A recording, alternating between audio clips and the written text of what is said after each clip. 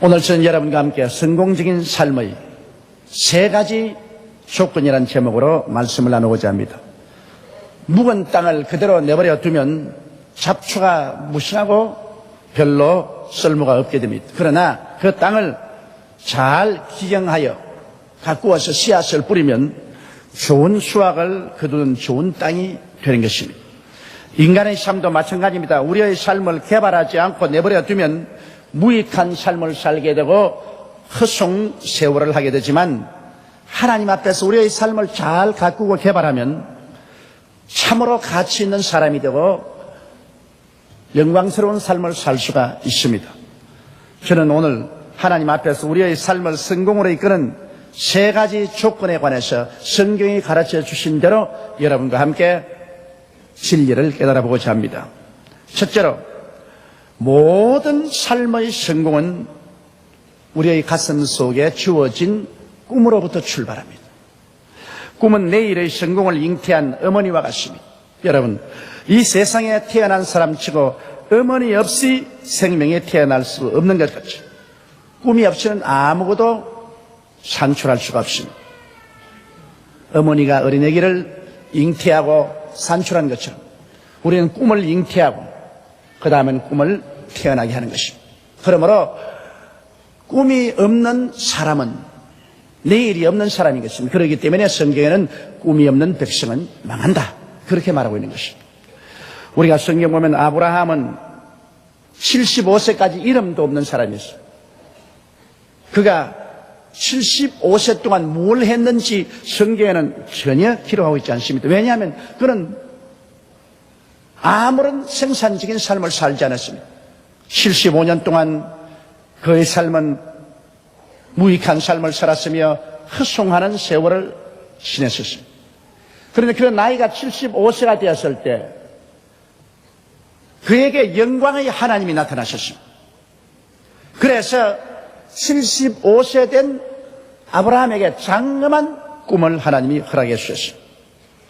창세기 12장 1절로 4절에 보면 야훼께서 아브라함에게 이르시되 너는 너희 본토 친척 아비 집을 떠나 내가 네게 지시할 땅으로 가라. 내가 너로 큰 민족을 이루고 네게 복을 주어 내 이름을 창대케 하리니 너는 복의 근원이 될지라. 너를 축복하는 자에게는 내가 복을 내리고 너를 저주하는 자에게는 내가 저주하리니 땅의 모든 족속이 너를 인하여 복을 얻을 것이니라 하신지라. 이 아브라함이 야훼의 말씀을 쫓아갔고 롯도 그와 함께 갔으며 아브라함이 하란을 떠난 때 그 나이 75세였더라. 그는 75세가 되어 비로소 하나님 앞에서 장엄한 꿈을 받고 그의 인생은 새 출발을 했습니다.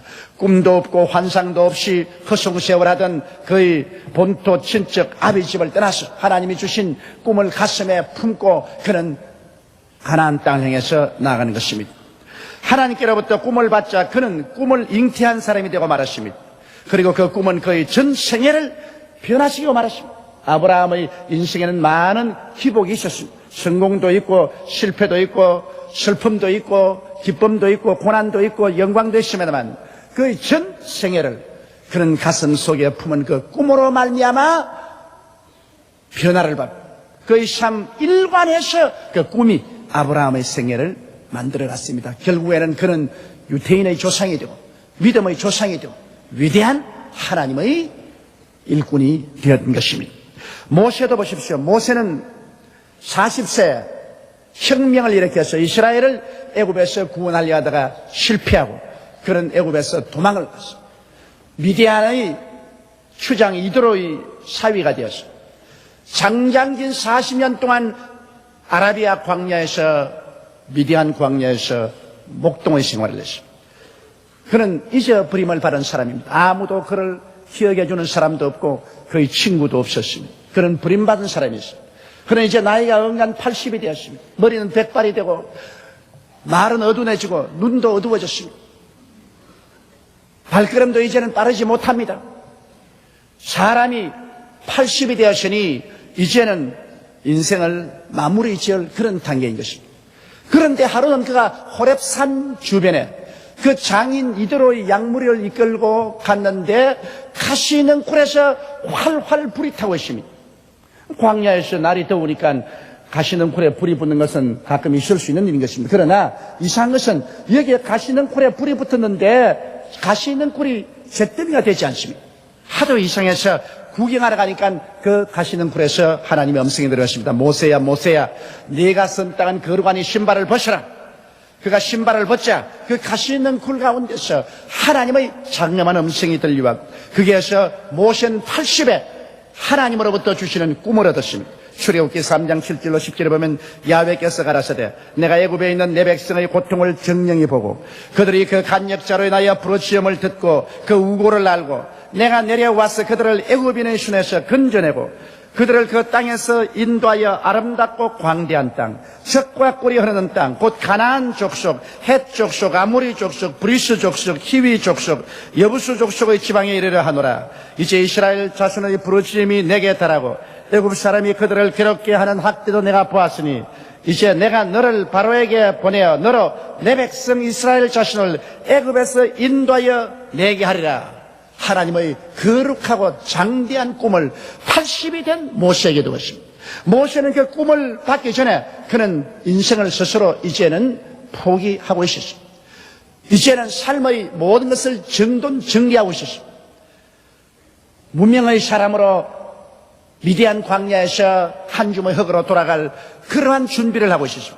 그런 그에게 하나님께서 가시능굴에 나타나서 그 불꽃 가운데서 모세에게 꿈을 주었어. 그는 이제는 평범한 사람이 아니라 하나님의 꿈을 가슴에 품은 사람이 되어버리고 말한 것입니다. 그 이후의 모세의 삶은 여러분 너무나 잘 알 것입니다. 80 노인이 꿈을 받자마자 눈은 형령하게 빛나게 되고 그 발걸음은 가벼워지고 그 온몸에는 생기가 넘치고 그는 권위와 위엄에 꽉 들어찬 하나님의 사자가 되어 지팡이 하나 짚고 홍해를 건너서 애굽으로 가서 애굽 왕 바로와 당당히 대결하여 그는 300만 이스라엘을 이끌어 젖과 꿀이 흐르는 가나안 땅으로 인도하는 위대한 정치가요, 위대한 주의 종이요, 선지자요, 지도자가 된 것입니다. 그는 평범하고 잊어버릴 수밖에 없고 이미 내버린 사람이 꿈이 그의 마음속에 들어오자 꿈이 그를 변화시켰습니다. 그 스스로가 노력해서 위대한 사람이 된 것이 아닙니다. 그 속에 꿈을 품었기 때문에 꿈이 그 사람을 변화시킨 것입니다. 여러분, 모세가 죽자 여호수아는 이스라엘 백성들을 인수인계했습니다. 그럴 때 하나님께서는 여호수아에게 꿈을 주셨습니다. 다른 그 무엇보다도 여호수아에게 이스라엘 백성의 지도자로서의 장엄한 꿈을 그 마음속에 주었습니다. 하나님은 아십니다. 사람이 마음속에 꿈을 품으면 보통 사람도 꿈의 사람이 되고 보통 사람도 위대하고 능력 있는 사람이 된다는 것을 알고 계셨습니다. 그래서 여호수아기 1장 2절로 5절에 보면 내 종 모세가 죽었으니 이제 너는 이 백성으로 더불어 일어나 이 요단을 건너 내가 그들을 곧 이스라엘 자손에게 주는 땅으로 가라. 내가 모세에게 말한 바와 같이 물은 너희 발바닥으로 밟는 곳을 내가 다 너희에게 주었노니 곧 광야와 이 레바논에서부터 큰 하수 유브라데에 이르는 헷 족속의 온 땅과 또 해지는 편 대까지 너희 지경이 되리라. 너희 평생에 너를 능히 당할 자 없으리니 내가 모세와 함께 있었던 것 같이 너와 함께 있을 것임이라. 내가 너를 떠나지 아니하며 버리지 아니하리라. 이 놀라운 꿈을 그는 받았습니다. 여호수아는 모세의 종자였습니다. 그러나 그가 하나님께로부터 이 꿈을 받자 그 꿈이 여호수아를 모세의 후계자로 만들어버리고 말한 것입니다. 그는 위대한 지도자가 됐습니다. 믿음의 사람이 되었습니다. 하나님의 종이 되었습니다. 그는 이스라엘 백성을 이끌고 능히 젖과 꿀이 흐르는 가나안 땅으로 데려갈 수가 있었던 것입니다. 이러므로 여러분, 하나님께서는 우리 각자에게 꿈을 주셔서 우리를 변화시킵니다. 성경은 마지막 때 하나님께서 모든 육체에게 성령을 부어주시겠다고 말했습니다. 그리고 너희 젊은이들은 환상을 보고 너희 늙은이들은 꿈을 꾸리라고 말씀한 것입니다. 이 마지막 때는 하나님께서 성령을 부으셔서 우리 예수 그리스도를 믿고 하나님을 사모하는 모든 사람에게 꿈과 환상을 마음속에 주겠다고 말씀한 것입니다. 이러기 때문에 우리는 꿈을 품고 사는 사람이 되어야 참 크리스찬인 것입니다. 예수 믿는 사람이 하나님 앞에 나와서 꿈도 갖지 못하고 환상도 갖지 못한다면 그는 오늘날 성공적인 크리스찬의 삶을 산다고 볼 수 없는 것입니다. 그렇기 때문에 우리가 항상 하나님 앞에 엎드려 주여 내게 꿈을 주시옵소서, 주여 내게 환상을 주시옵소서, 성령께서 내 마음속에 내가 살아가야 할 목표를 주시고 나의 가슴 속에 꿈을 퍼부어 주시옵소서, 환상으로 인을쳐 주시옵소서. 평범한 보통 사람이 아니라 꿈을 잉태한 사람이 되고 꿈을 안고 사는 사람이 되게 도와주시옵소서. 여러분에게는 평범한 꿈도 상관이 없습니다. 평범한 주부로서의 삶, 평범한 시민으로서의 삶, 그러한 속에 적고 혹은 큰 차이는 있을지 몰라도 하나님이 주시는 꿈을 마음속에 품고 그 꿈을 바라보고 살아야 여러분의 인생은 생산적이고 창조적이 될 수 있고 성공적인 인생을 살 수 있는 것입니다. 꿈이 없이 텅 빈 가슴을 가지고 방황하는 사람은 이미 망한 삶을 사는 것입니다. 이미 버림받은 삶을 사는 것입니다. 살았다 하나 죽었습니다. 내일이 없습니다. 내일에 아무것도 산출할 수 없는 것입니다. 그렇기 때문에 우리는 하나님 앞에 엎드려서 하나님 앞에 우리 마음속에 꿈을 달라고 부르짖어야 되는 것입니다. 우리가 인간의 힘으로 운명과 환경을 변화시키려고 하면 실패합니다. 꿈이 우리 자신과 운명과 환경을 변화시킵니다. 꿈을 품으면 꿈이 여러분을 변화시킵니다. 꿈을 품으면 꿈이 우리의 운명과 환경을 변화시키는 것입니다. 오늘 김영삼 대통령께서 새 한국 창조를 하겠다고 외치는데 그 외침이 우리 모든 한국 국민들의 가슴 속에 들어와서 새 한국 창조의 꿈으로 연결어져야 이게 성공합니다. 말로만 아무리 새 한국 창조를 하고 무시무시하게 개혁의 칼을 휘두르러도 국민 전체가 그 꿈을 가슴에 받아주지 않으면 이것은 성공할 수 없는 것입니다. 국민 전체의 가슴 속에 찬란한 꿈을 안고 더 나은 내일을 향하여 신한국을 창조했다는 환상을 가슴에 품으면 그 환상이 우리 국민 전체를 변화시키고 국민 전체의 행위를 변화시키고 말을 변화시킵니다. 그리고 우리 국민 가운데서 신한국이 창조되게 되는 것입니다. 그러므로 꿈이 없는 개인도 망하고 꿈이 없는 백성도 망합니다. 우리는 하나님 앞에 주여 내 개인이나 우리 교회나 우리의 민족에 꿈을 허락하여 주시옵소서. 이렇게 기도해서 꿈을 받는 여러분 되시기를 주의 이름으로 축원합니다. 둘째로 오늘 이 성경 말씀 가운데는 우리가 하나님의 계명과 말씀을 지켜 행할 때 하나님께서 우리의 인생을 성공시켜 주겠다고 말씀한 것입니다. 여러분, 하나님의 계명과 말씀은 무엇입니까? 하나님의 계명은 바로 십계명인 것입니다. 구약 성경이 끝을 맺을 때 하나님은 모든 제사의식을 철폐해버리고 말한 것입니다. 아론의 제사직 하에서 주어진 모든 의식과 모든 제사를 다 철폐해버리고 예수 그리스도의 제사직 속에 밑에서는 오직 그리스도를 믿음으로 말미암아 구원받는 것이요, 의식과 제사는 다 제껴버렸지만 하나 제끼지 않은 것이 있습니다. 구약식의 십계명은 신약시대 예수님께서도 우리에게 그대로 주셨습니다. 그러나 신약시대에는 십계명을 지킴으로 말미암아 구원을 받는 것이 아니라 예수를 믿음으로 말미암아 구원을 받습니다. 그러나 계명을 지킴으로 말미암아 계명이 불의와 불법, 부패와 부정을 막는 하나님의 칼이 되고 이 계명이 우리를 도덕적 인간으로 자라게 만들어주는 것입니다. 그렇기 때문에 우리가 자라기 위해서 우리가 하나님의 계명을 받아들여야 되고 우리가 불의와 불법, 부패와 부정을 막기 위해서 하나님의 계명을 우리의 가슴 속에 깊이 받아들여야만 되는 것입니다. 그렇기 때문에 아론 하에서 주어진 모든 구약의 제사의식은 예수 그리스도 제사장이 우리에게 오심으로 말미암아 다 철폐되었지만은 그러나 아론 하에서 주어진 그 십계명은 예수님께서 그대로 우리에게 지키라고 주신 것입니다. 이렇기 때문에 우리는 하나님 앞에서 이 십계명을 반드시 가슴속에 깊이 간직하고 살아야 됩니다. 내 앞에 다른 신을 두지 마라. 우상에 절하지 마라. 하나님의 이름을 망령되이 부르지 마라. 주의를 거룩하게 지켜라. 내 부모를 공경하라. 살인하지 말라. 간음하지 말라. 도둑질하지 말라. 내 이웃을 거짓 증거하지 말라. 내 이웃을 탐하지 말라 하는 이 십계명은 구약시대나 신약시대나 우리 마음속에 늘 간직하고 이로써 우리의 삶을 비추어 보고 우리의 삶이 하나님 앞에서 도덕적으로 자라날 수 있도록 그렇게 해야 되는 것입니다. 그게 보태어서 우리는 하나님의 말씀을 언제나 읽고 듣고 묵상해야 됩니다. 하나님의 말씀은 우리 영적인 생명의 양식입니다. 우리가 매일매일 육신의 양식을 먹는 것처럼 이 하나님의 말씀을 우리가 늘 받아들여서 먹어야 우리 영혼이 자랍니다.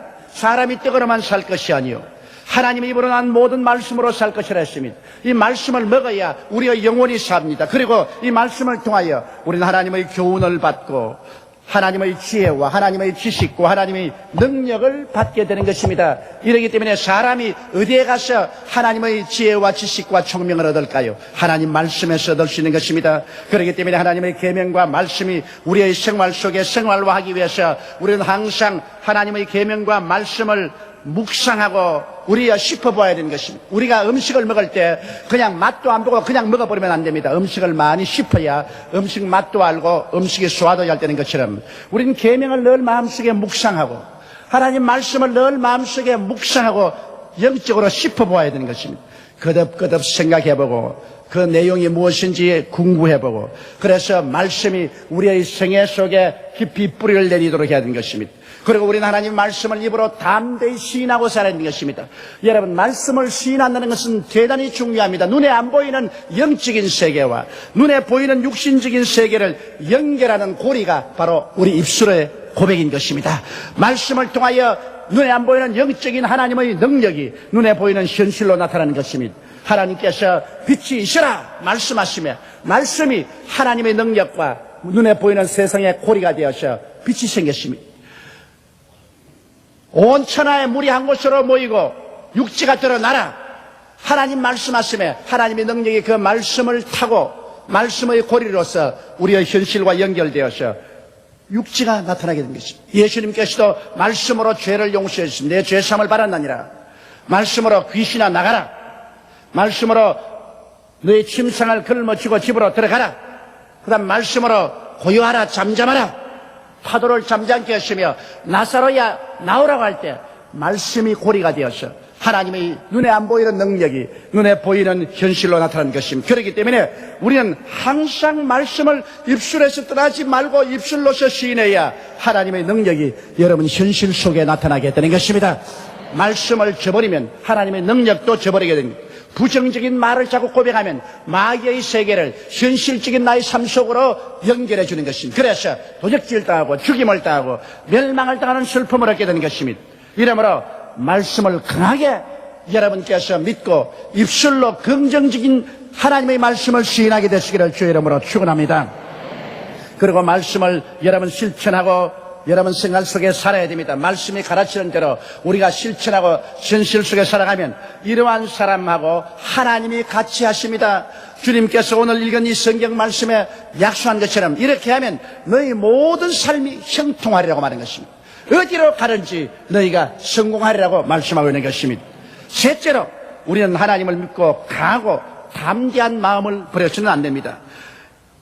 모세가 가데스 바네아까지 왔을 때 12명의 이스라엘 정탐꾼을 40주 40야 가나안 땅을 정탐하고 돌아오라고 보낸 것입니다.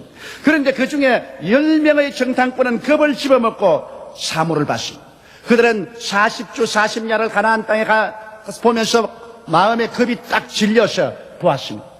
그러나 그 중에 여호수아와 갈렙은 마음에 강하고 담대한 마음을 가지고서 사물을 보았습니다. 그들이 40일 만에 돌아와서 기다리는 이스라엘 진에 와서 보고할 때 겁을 집어먹고 본 사람들은 겁에 질린 소리만 했습니다. 우리가 가보니 그 땅은 주민을 삼키는 땅이요 산은 높고 골은 깊고 성벽은 하늘을 찌를 것 같은데 그곳에 사는 사람은 아낙자슨 후손 네피림의 후손 대장부들이라. 우리가 그 땅을 점령하지 못할 것이다. 우리의 처아들이 포로로 잡히고 우리는 다 죽임을 당할 것이다. 겁을 집어먹고 본 사물은 완전히 부정적인 보고였습니다. 그 말을 들은 이스라엘 백성들도 다 겁을 집어먹고 땅을 치고 통곡하고 울면서 우리가 장관을 세워 애굽으로 돌아가자고 말했었어요. 그때 강하고 담대한 마음으로 그 땅을 탐지한 여호수아와 갈렙은 말하기를 아니라 저들의 보호자는 저들을 떠났고 저들은 이미 우리들의 밥이라 우리가 들어가자 그 땅은 우리가 점령할 수 있다고 말한 것입니다. 그러자 백성들이 여호수아와 갈렙을 쳐 죽이려고 했습니다. 그때 하나님께서 영광 중에 나타나서 겁을 집어먹고 부정적인 보고를 한 10명은 그 자리에서 죽여버립니다. 겁쟁이들은 전부 돌이켜서 광야로 가서 40년 방황하면서 광야에서 다 죽어 뼈가 태양에 바래게 했습니다. 오직 강하고 담대한 마음을 가졌던 여호수아와 갈렙만 그 후손을 끌고 적과 꿀이 흐르는 가나안 땅으로 들어가게 한 것입니다.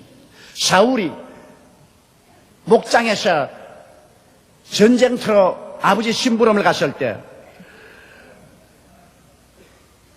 블레셋 군대 중에서 골리앗이라는 사람이 나와서 전쟁을 돕고는데 그가 키가 장대하고 큰 장사였었어요. 모든 이스라엘 군인들이 그를 보고 기절초풍을 했어요. 겁을 집어먹고 골리앗이 나오기만 하면은 모두 다 흙더미 뒤에 바위 뒤에 숨는다고 정신이 없었어요.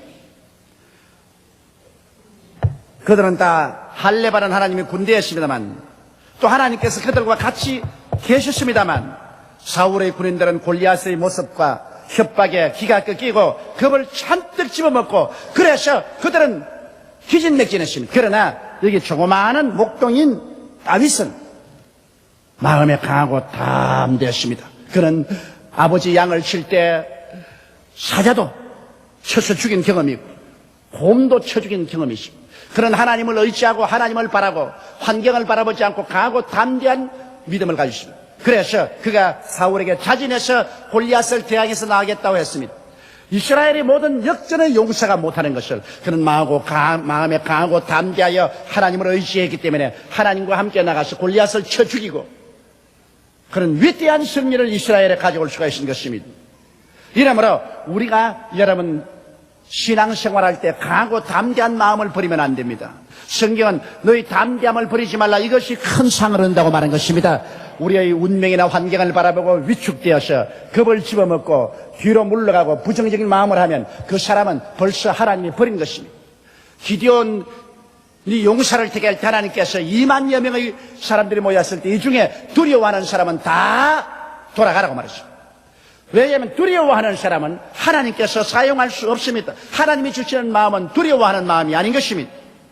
우리가 강하고 담대한 마음을 얻기 위해서 어떻게 해야 될까요? 마음에 책망할 것이 없어야 마음이 강하고 담대합니다. 마음에 죄책이 있고 숨긴 죄가 있으면 강하고 담대해질 수 없습니다. 요한 1서 3장 21절로 22절에 사랑하는 자들아 만일 우리 마음이 우리를 책망할 것이 없으면 하나님 앞에서 담대함을 얻고 무엇이든지 구하는 바를 그에게 받나니 이는 우리가 그의 계명들을 지키고 그 앞에서 기뻐하시는 것을 행함이라고 말한 것입니다. 우리가 그러므로 마음에 감추인 죄악을 다 회개하고 통회하고 잡아가면 마음에 성령이 충만하고 강하고 담대해지는 것입니다. 또한 우리가 하나님의 사랑을 체험할 때 마음이 강하고 담대해지는 것입니다. 하나님의 사랑이 내 마음에 부음받으면 내 마음속에 염려 근심이 사라지고 강하고 담대하게 됩니다.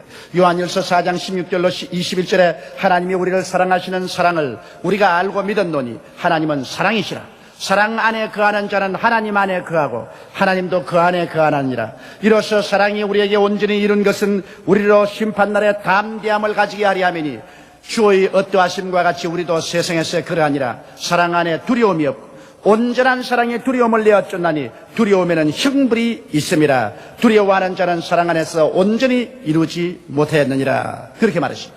우리가 하나님의 사랑을 체험하면 우리 마음속에 강하고 담대하게 되는 것입니다. 모든 두려움이 내어 쫓기는 것입니다. 어떻게 해서 여러분 우리가 하나님의 사랑을 체험합니까? 우리가 하나님께 부르짖어 기도해서 하나님의 성령이 충만해지면 하나님이 성령으로 말미암아 하나님의 사랑을 우리 가슴 속에 부어주시는 것입니다. 성령 충만하지 않고 하나님의 사랑을 체험할 수 없습니다. 그러나 성령이 오시면 하나님의 사랑이 우리 마음속에 부은받고 하나님이 나를 사랑하는 것을 알고 내가 하나님께 사랑받는 것을 알게 되면 강하고 담대하게 되는 것입니다. 하나님이 나를 위하시면 누가 나를 대적하리요? 그 아들을 아끼지 않고 나에게 주시니가 그 아들과 함께 무엇을 선물로 주지 아니하시겠느냐? 우리는 강하고 담대해질 수가 있는 것입니다. 그 다음엔 또 우리가 하나님의 뜻을 알고 살 때 강하고 담대해지는 것입니다. 하나님의 뜻이 무엇인지를 알고 하나님의 뜻대로 행할 때는 하나님이 같이 계십니다. 내가 하나님 심부름을 합니다. 하나님이 시키는 일을 합니다. 하나님이 내 배후에 있습니다. 누가 하나님을 감히 대적할 수 있겠습니까? 내 뜻대로 하면 몰라도 하나님 뜻대로 살 때 우리는 마음이 강하고 담대해질 수 있는 것입니다. 그러나 무엇보다도 우리는 부정적인 생각이나 환경을 바라보지 말아야 됩니다. 마음의 스위치를 언제나 어두운 데로 돌리지 말고 하나님의 능력과 하나님의 기적을 향해서 스위치를 돌려놓아야 되는 것입니다.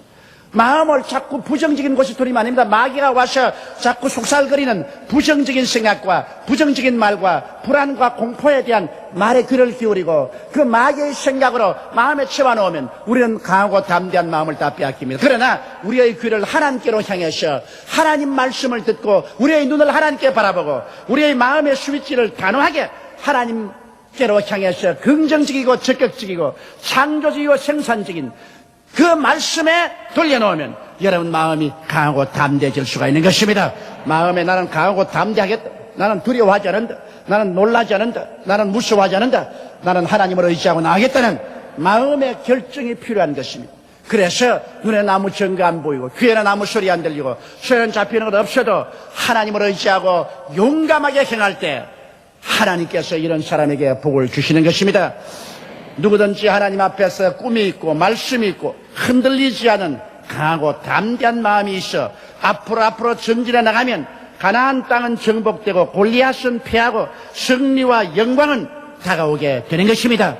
이러므로 오늘 이 시간 이 세 가지 사항을 우리 마음속에 깊이 기억하고 이 세 가지 사항을 하나님 함께 늘 구하십시오. 하나님이 이를 통해서 여러분과 나의 삶을 위대한 성공으로 이끌어 주실 것입니다. 우리 다 같이 고개 숙여 기도드리겠습니다. 전능하시고 거룩하신 하나님 우리 아버지, 이 말씀으로 말미암아 우리 모든 행하는 일에 형통하게 되게 하여 주옵소서. 우리 아버지, 이 세상에는 부정적인 것 많습니다. 우리에게 불안과 공포와 절망을 가져주는 환경이 많습니다. 그런 것 바라보지 말고 하나님을 바라보고 굳세게 하나님의 손을 의지하고 강하고 담대한 마음을 품게 도와주시옵소서. 약한 마음 품지 말게 도와주시옵소서. 간이 배 밖에 나온 것처럼 강하고 담대하고 두려워하지 말고 놀라지 말고 믿음으로 할 수 있거든이 무슨 말이냐, 믿는 자에게는 능치 못하심이 없나니라는 그러한 태도로서 나가는 우리들이 되게 도와주옵소서. 우리 주 예수님 이름으로 기도드리옵나이다. 아멘. 오늘 은혜 받으실 말씀은 창세기 12장 1절에서 5절 말씀입니다. 야훼께서 아브라함에게 이르시되 너는 너의 고향과 친척과 아버지의 집을 떠나 내가 내게 보여줄 땅으로 가라. 내가 너로 큰 민족을 이루고 내게 복을 주어 내 이름을 창대하게 하리니 너는 복이 될지라. 너를 축복하는 자에게는 내가 복을 내리고 너를 저주하는 자에게는 내가 저주하리니 땅의 모든 족속이 너로 말미암아 복을 얻을 것이라 하신지라. 이에 아브라함이 야훼의 말씀을 따라갔고 롯도 그와 함께 갔으며 아브라함이 하란을 떠날 때 75세였더라. 아브라함이 그의 아내 사라와 조카 롯과 하란에서 모은 모든 소유와 얻은 사람들을 이끌고 가나안 땅으로 가려고 떠나서 마침내 가나안 땅에 들어갔더라. 아멘.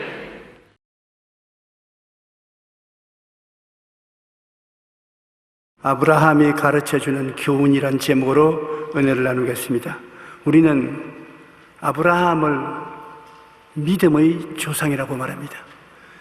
육체의 조상은 아담과 하와였지만 영적인 조상은 아브라함이 우리의 조상이 되시는 것입니다. 그는 한없는 축복을 받은 사람이지만 그러나 그의 생활은 결코 평탄하지 않았었습니다. 불같은 시험을 당해서 그는 복과 함께 믿음과 순종을 배웠던 것입니다. 미국의 터너라는 유명한 화가가 있었습니다.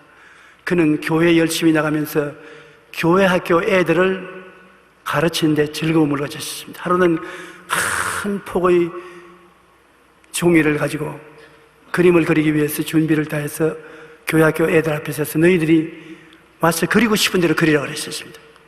그 애들이 나와서 막 그림을 그려놓으니까는 나중에는 그림책인지 낙서책인지 알 수가 없게 되었던 것입니다. 더 이상 그림을 그려놓을 곳이 없이 아주 낙서판이 되고 말았을 때 그분이 애들 보고 너희 자세히 선생님이 하는 것을 보라. 그리고 붓을 들고 애들이 엉망진창으로 만들어 놓은 그 도화지에 터너가 몇 번 붓을 놀려서 그림을 그려넣기 시작하니까 이거 굉장히 좋은 그림이 되고 마는 것입니다. 이렇게 순진하고 더럽혀지지 아니하고 원시적인 기능을 발휘한 그림을 그린 사람이 도대체 누구냐? 그 그림을 내놓으니까 서로 사가겠다고 야단법석인 것입니다. 우리 아이들이 장난으로 그린 그 캔버스에 선생님이 몇 그림 안 그려 넣어서 그런 위대한 그림이 되는 것입니다. 왜 이런 이야기를 하냐면 여러분은 주일학교 학생과 같아서 인생에 다가오는 문제를 해결을 못한다고 온갖 그림을 다 그려놓고 눈물을 흘리게 되는데 예수님이 와서 한번 그림만 넣어주면 걸작품이 될 수 있다고. 그러니 여러분 그림 잘 못 그린다고 탄식을 하지 말고 아무리 형편없는 그림을 그려놓아도 걸작품으로 만들어줄 주님이 계시다는 것을 잊지 말아야 되는 것입니다. 왜냐하면 주님이 친히 수고하고 무거운 짐진 자들은 다 내게로 오라 내가 너를 편히 쉬게 하겠다고 말씀했기 때문인 것입니다. 이 터너는 애들 보고 하신 말씀이 우리의 상처받은 마음도 하나님께서 손을 대시면 이렇게 아름답게 변화가 된다. 인생의 시련을 만났을 때 이성과 감각, 인본주의와 물질주의의 장막에서 나와서 하나님을 바라봐야 되는 것입니다. 그러면 하나님께서 여러분께 새로운 꿈을 주시고 망가진 인생의 화폭에 손을 대셔서 멋진 결작품으로 완성시켜 주시는 것입니다. 여러분은 이 세상에 걸작품이 되도록 하나님이 내놓았지 걸작품이 되지 않은 형편없는 그림으로 인생을 내놓지는 아니한 것입니다. 우리가 아브라함의 삶을 보면 꼭 같습니다. 아브라함이 하나님의 부르심을 받을 때까지 하나님은 이 세상에 당신의 구주의 영광을 나타내지 아니하셨습니다. 그러나 75세까지 자기 멋대로 살은 아브라함을 하나님이 택하셨습니다. 하나님께서는 아브라함을 부르시되 너는 너희 고향과 친척과 아비의 집을 떠나 내가 네게 보여줄 땅으로 가라고 새 출발을 명령하신 것입니다. 아브라함은 하나님의 부르심을 받아 있는 둥지를 다 틀어버리고 떠나서 그래서 내가 지시할 땅으로 가라고 그러셨습니다. 우리가 하나님 부르심을 받을 때는 하나님이 반드시 아브라함과 같은 순서를 주십니다. 떠날 때는 떠나라. 그리고 갈 대로 가라. 떠나고 가는 것이 분명해야 하나님 앞에 은혜와 축복을 받는 것입니다. 하나님께서는 아브라함에게 살고 있던 전토, 친척, 아비 집을 떠나 내가 갈 곳인 갈대아 우르 땅으로 가라고 말한 것입니다. 창세기 12장 1절로 3절 여러분 읽으신 대로 야훼께서 아브라함에게 이르시되 너는 너희 고향과 친척과 아버지의 집을 떠나 내가 네게 보여줄 땅으로 가라. 내가 너로 큰 민족을 이루고 네게 복을 주어 내 이름을 창대케 하리니 너는 복이 될지라. 너를 축복하는 자에게는 내가 복을 내리고 너를 저주하는 자에게는 내가 저주하리니 땅의 모든 족속이 너로 말미암아 복을 얻을 것이라 하신지라. 엄청난 하나님이 축복을 주신 것입니다. 아브라함이 복이 되겠다고 말한 것입니다. 아브라함에게 축복하는 자는 축복을 주고 저주하는 자에게는 하나님이 저주하겠다 했던 것입니다. 그런 약속을 주셨음에도 불구하고 하나님께서는 아브라함에게 시련과 고난도 허락하신 것입니다. 떠나온 땅에서 완전히 손을 털고 오도록 만드시고 들어온 가나안 땅에 와서도 믿고 순종하는 사람이 되도록 하나님께서 지시하신 것입니다. 떠나온 땅에서 많이 아브라함은 갖고 데리고 이고 지고 가나안 땅으로 왔은 것입니다. 하나님이 내 전토 친척 아비 집을 떠나라고 했는데 떠난 것이 힘듭니다. 더구나 75년 동안 살아온 고향 산천을 떠나는 것이 쉽지 않을 것입니다. 그렇기 때문에 하나님께 순종한다고 떠나가는 왔지만은 떠나올 때 친척들이 가서 날 따라와, 보침 사 잊지 말고 하나님이 나에게 복 준다 하셨으니 따라와. 그리고 종들도 너희들 다 계속 내게 고용되어 있으니 따라와. 월급 더 줄 테니까 다 따라와. 종들도 데리고, 그리고 재산도 그가 모아놓은 재산을 나눠주고 올 수 없어 아까워서 전부 꾸러미를 만들어서 걸머쥐고, 그리고 그는 고향 산천을 떠났습니다. 아마 하늘에서는 하나님이 내려다보시고 있는데 천사장이 와서 이런 말을 했을 것입니다. 하나님, 제가 누굽니까? 아브라함이 나의 명령을 따라 고향 친척 있는 것을 떠나서 갈레아 땅으로 가는 길이다. 안 그런 것 같은데요. 보니 온갖 일가 친척이 다 따라오고 조카도 따라 붙이고, 그 다음에 소짐승들도 다 데리고 친척과 종들도 다 데리고 일대 군단이 건너갔는데요. 웃으시면서 시련을 톡톡히 당해야 제가 다 떨어져 나갈 것이다. 두고 봐라. 그런데 아브라함은 당장 가면 축복이 막 떨어질 줄 기대했습니다. 그러고 가나안에 왔는데 이런 수가 되십니까? 비가 안 와서 전부 땅이 바짝 말랐습니다. 초목곤충이 다 타 죽고 의지할 곳이 없고 농사 지을 수도 없습니다. 그러니 아브라함을 따라온 친척들이 모두 불평을 말하고 종들도 야간 도주를 하고 엉망진창이 되고 마는 것입니다. 하나님 복을 주신다 해서 하나님을 따라 나왔는데 복은 과하고도 화가 이렇게 다가오니 어떻게 합니까? 하나님 날 버렸습니까? 아무 대구가 없습니다. 그 땅에 기근이 들었으므로 아브라함이 도저히 견디지 못하므로 살러 가야 되겠다. 하나님이 하라는 대로만 했다가는 큰일 나겠다. 그저 적당히 믿어야지 100% 믿었다가는 신세 망치겠다.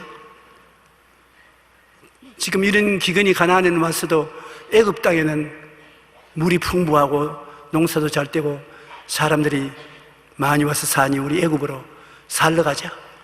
이제는 하나님이 가라고 말하지 않은 곳에 마음대로 갑니다. 그리고 꾀를 자기 마음대로 부리는 것입니다.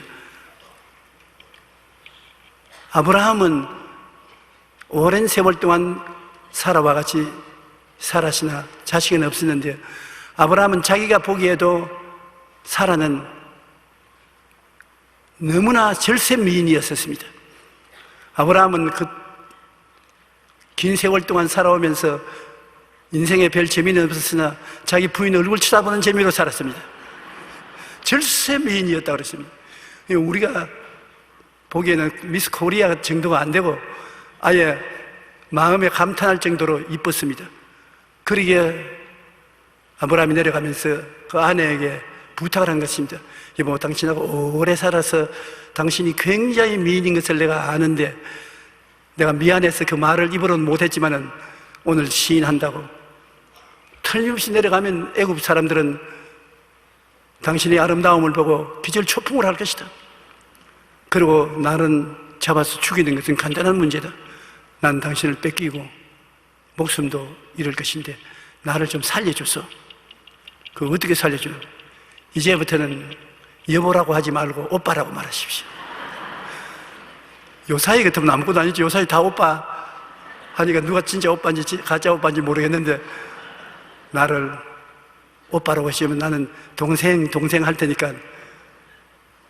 그러다가 진짜 나 동생이라고 한 줄 알고 장가 오겠다면 어떻게 합니까? 그때는 또 그때 가서 보자. 자원에 날 보고 오빠라고 해달라고. 그래서 애굽에 도착하니까 뭐 새로운 사람이 오면은 원래 다들 호기심을 가지지만 이번에는 이야말로 절단강산입니다. 사람들마다 다 아브라함의 여동생 구경한다고 떼를 지어서 모여오니 아브라함이 기가 막힙니다. 그런데 임금님이 그 소식을 들었습니다.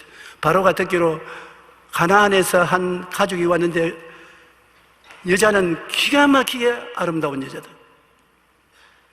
빨리 데려오너라. 그래 아브라함은 자기 아내를 데리고 왕궁에 들어가니까 왕궁에 들어가자마자 부인이 아브라함을 보고 오빠 이게 어디야? 아 동생 이것이 바로의 궁이란다. 바로에게 절을 하니까 바로가 너 어떻게 되냐? 그러니까 바로 아브라함이 내 부모가 일찍이 세상을 떼시고 내 이 여동생 데리고 떠돌아다니는 나그네 같이 삽니다. 너 진짜 여동생이냐? 내 여동생입니다.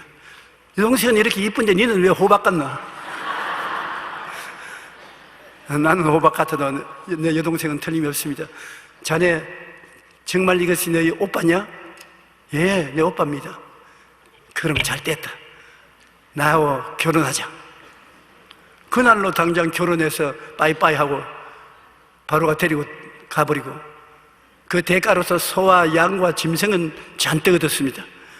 그래 왕궁에 들어갈 때는 동생하고 같이 들어갔다가 만들어놓은 동생하고 들어갔다가 나올 때는 짐승을 데리고 대신 나왔어요. 가만히 있으니 기가 막힙니다. 아마 그때 비로소 아브라함이 기도를 많이 했을 겁니다. 하나님 살려주십시오. 이 길만이 내가 살 길이라고 생각하고 꾀를 냈는데 내 꾀가 통과되지 않습니다. 하나님이 바로의 궁전을 쳤습니다. 전에는 안 그렇더니 사례를 아내로 삼은 애굽의 바로가 여러 가지 병이 들리고 하는 일이 안 되고 어려움이 많이 다가와서 아마 틀림없이 저들이 점쟁이를 불러오고 사주팔자를 보는 관상제를 데려오고 사건을 물으니까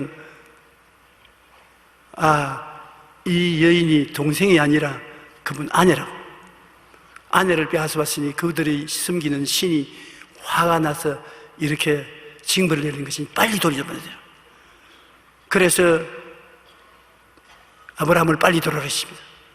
그 원궁에 들어가니까 네가 나에게 거짓말했지.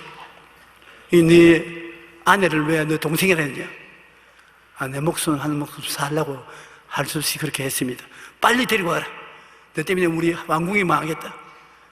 결국에는 하나님 없이 인위적으로 한 것이 다 실패를 도라고 구원은 하나님께 있다는 것이 증명되는 것입니다.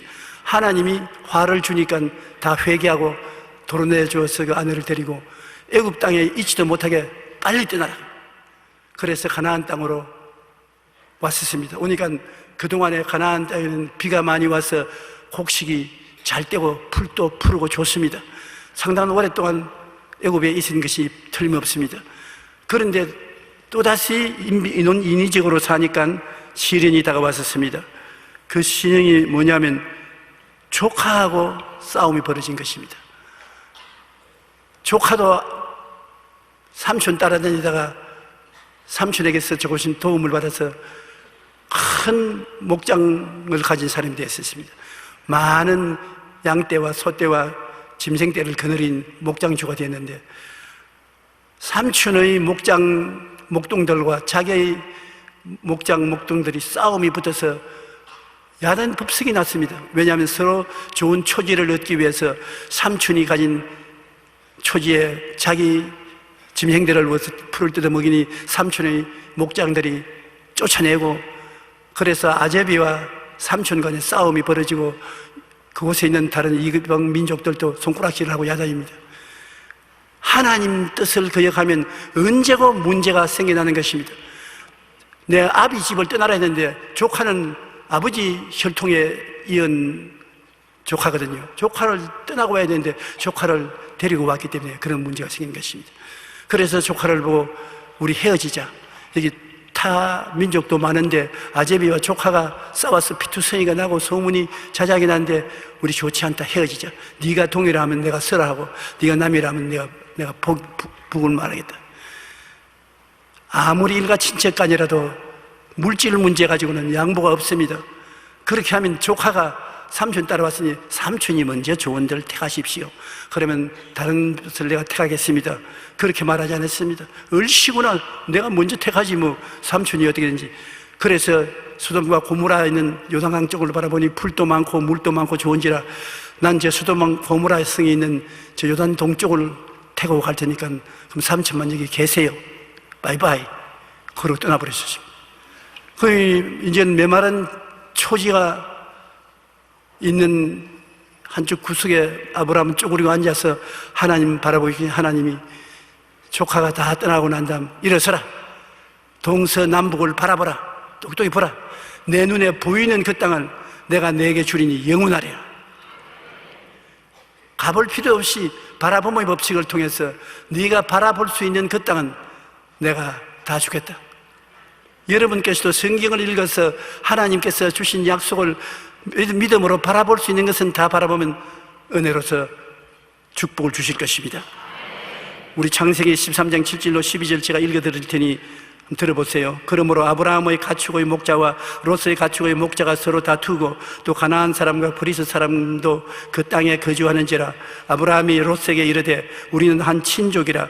나나 너나 내 목자나 내 목자나 서로 다투게 하지 말자.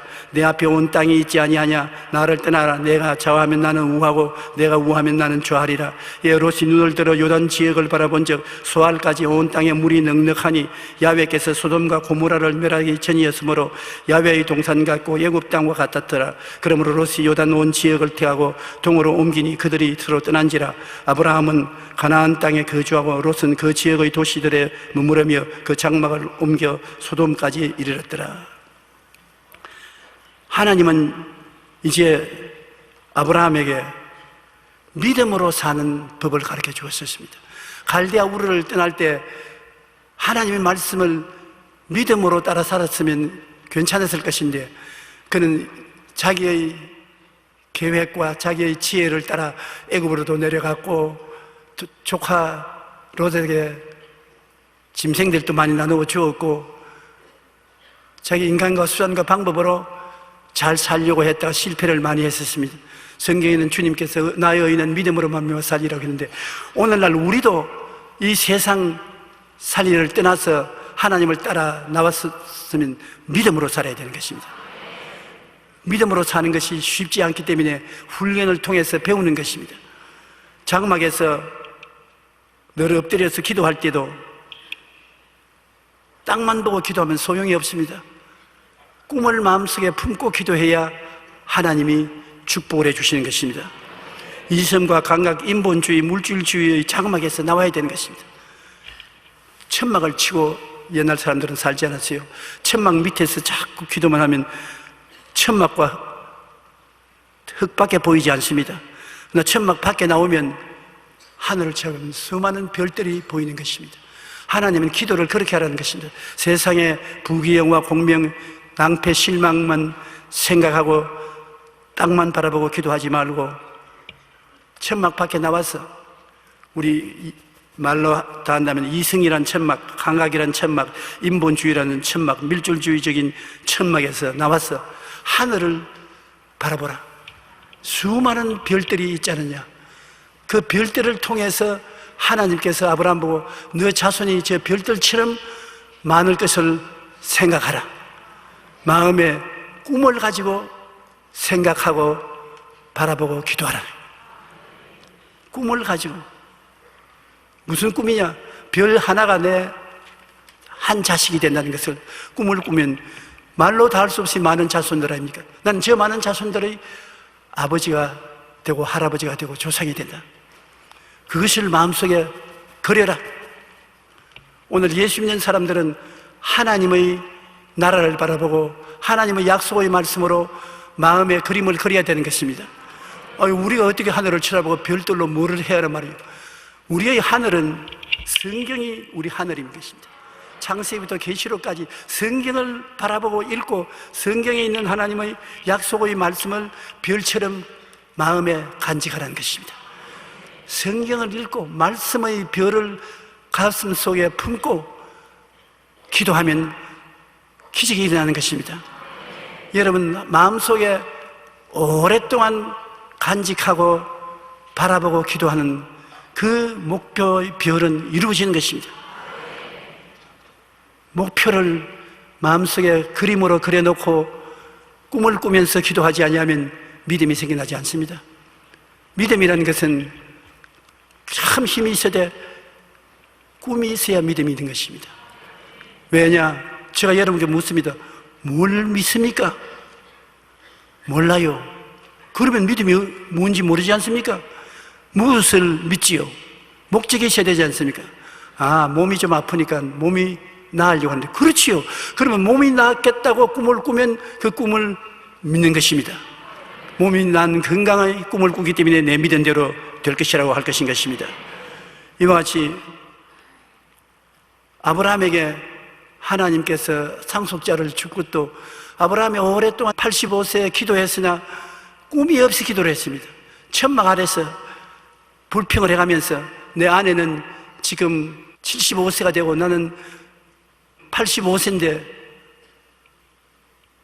아들을 못 낳았으니 이제 아들 낳을 수가 없습니다. 하나님이 아들을 안 주므로 나는 종을 키워서 아들로 후사를 삼겠습니다. 불평을 말하고 하나님을 공갈하고 그렇게 했습니다. 그러니까 하나님께서 이 사람아, 꿈을 갖고 기도를 해야지 꿈이 없는 기도를 어떻게 하느냐. 저녁까지 기다려라. 저녁이 되니까 천막에서 나오라. 꿈을 가지고 기도하기 위해서 하늘을 쳐다봐라. 하늘을 쳐다보니까 뭐가 보니? 별들이 보입니다. 헤아려 봐라. 아유, 헤아릴 수 없이 많은데요, 너희 자손이 저것처럼 많을 것이다.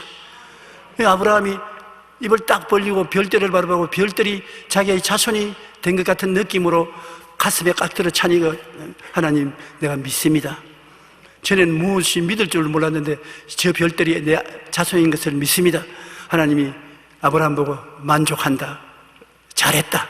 그것이 너희 의로움이 된다. 그래서 그는 서나 앉으나 이제는 아들이 가슴 속에 별들처럼 꽉 있는 것을 바라봤었습니다. 그 결과로 아내가 90이 되고 그 나이 100세가 되었을 때 아들을 낳으니 이름이 이삭인 것입니다. 그러므로 장막에서 나와서 하늘을 바라본 것이 그는 큰 계기가 되었었습니다. 창세기 15장 3절로 6절 제가 읽어드리겠습니다. 아브라함이 또 이르되 주께서 내게 실을 주지 아니하셨으니 내 집에서 길린 자가 내 상속자가 될 것이니이다. 야훼의 말씀이 그에게 임하여 이르시되 그 사람이 내 상속자가 아니라 내 몸에서 날 자가 내 상속자가 되리라 하시고, 그를 이끌고 밖으로 나가 이르되 하늘을 우러러 무별을 셀 수 있나 보라. 또 그에게 이르되 내 자손이 이와 같으리라.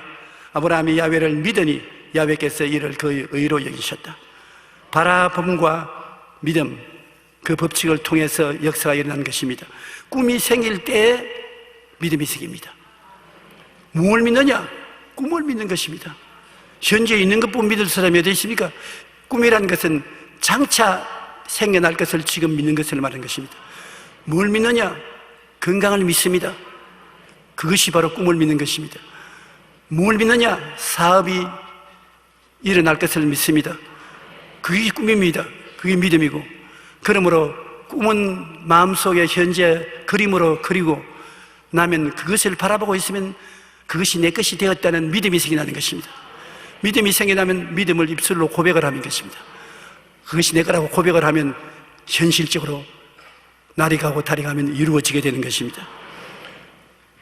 기록된 바 내가 너를 많은 민족의 조상으로 세웠다 하심을 같으니 그가 믿은 바 하나님은 죽은 자를 살리시며 없는 것을 있는 것으로 부르시는 이시라. 아브라함이 바랄 수 없는 중에 바라고 믿었으니 이는 내 후손이 이 같으리라 하신 말씀대로 많은 민족의 조상이 되게 하리 하심이라. 그러므로 하나님은 죽은 자를 살리시고 없는 것을 있는 것까지 부르시는 전지전능 영광스러운 하나님이기 때문에 하나님 앞에서 그가 없는 것을 있는 것처럼 바라보고 그리고 믿고 입술로 자백하면 하나님이 책임지신다는 것입니다. 하나님이 그 일이 이루어지도록 역사하시는 것입니다. 해리 리버만이라는 폴란드 출신인 젊은 나이 청년이 단돈 $6를 가지고 미국에 가면 잘 산다고 해서 미국에 건너와서 온갖 일을 다 했습니다. 심부름꾼도 하고 종살이도 하고 일꾼 노릇도 하고 그렇게 해서 열심히 일한 덕분으로 상당한 부자가 되어서 나이 77세에 은퇴를 하고 노인학교에 들어가 친구들과 잡담을 나누고 재즈를 뛰면서 이제 남은 여생을 보내고 있었습니다. 그런데 어느 날 장기 때는 재즈를 뛸 상대가 없어서 우두커니 앉아있으니까 한 청년이 와서 말하기를 어르신 그냥 앉아 계시지 말고 이쪽으로 오세요. 이쪽에 그림 그리는 방이 있는데 와서 그림을 그려보시죠. 그러니까 그림요? 나는 붓도 잡을 줄 몰라요. 게다가 그림을 그리기엔 너무 늦었어요. 나이가 70이 훨씬 넘었는데 무슨 그림을 그린단 말입니까? 그러니까 그 청년이 가만히 쳐다보더니만 연세가 문제가 아닙니다. 어르신에게 연세가 문제가 아니라 나이가 많다고 생각하는 그 생각이 문제인 것입니다. 77살이 되나 80살이 되나 나이는 상관없어요. 내가 나이가 많다고 생각하는 그 생각이 잘못된 것이지. 그냥 재미로 한번 해보는 거예요. 재미로 해보세요. 그래서 그는 못 이긴 척 청년을 따라 미술실로 갔고 80살에 그림을 그리기 시작한 것입니다.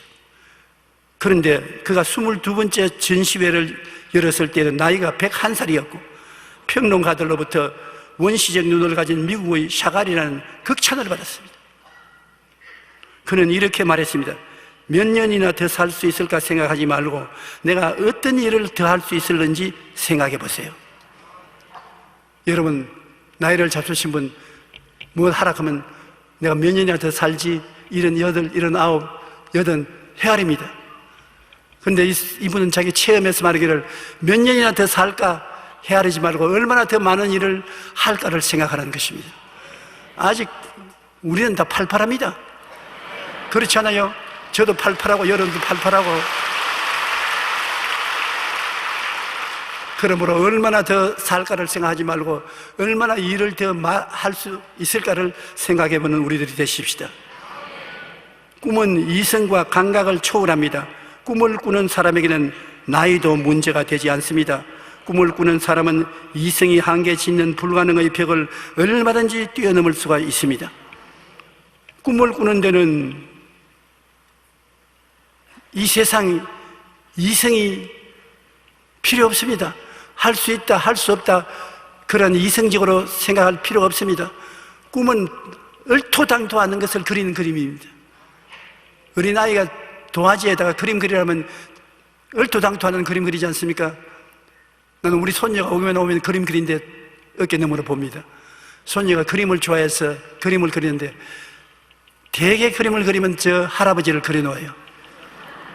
그런데 얼토당토하는 그림을 그립니다. 왜냐? 얼굴은 비슷한데 머리에 털이 쑥 있는 그림을 그려놓습니다. 불가능한 것입니다. 그러기 때문에 꿈이에요. 걔는 나를 위해서 꿈을 꾸어주는 것입니다. 그래서 머리가 투부룩한 할아버지를 그려놓고 깔깔 웃고서 이것이 할아버지라고.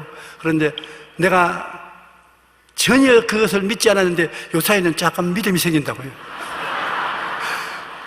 머리털을 한번 심어볼까?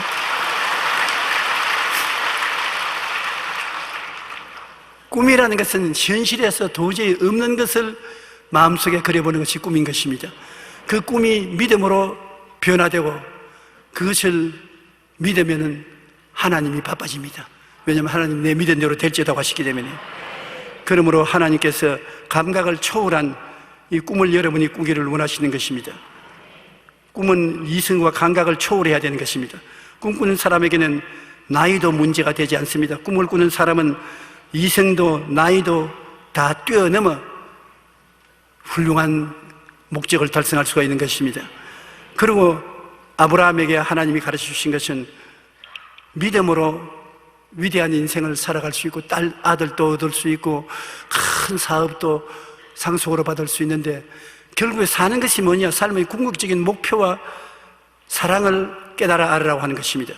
이 세상에 우리가 살면은 무엇 때문에 사는 것입니까?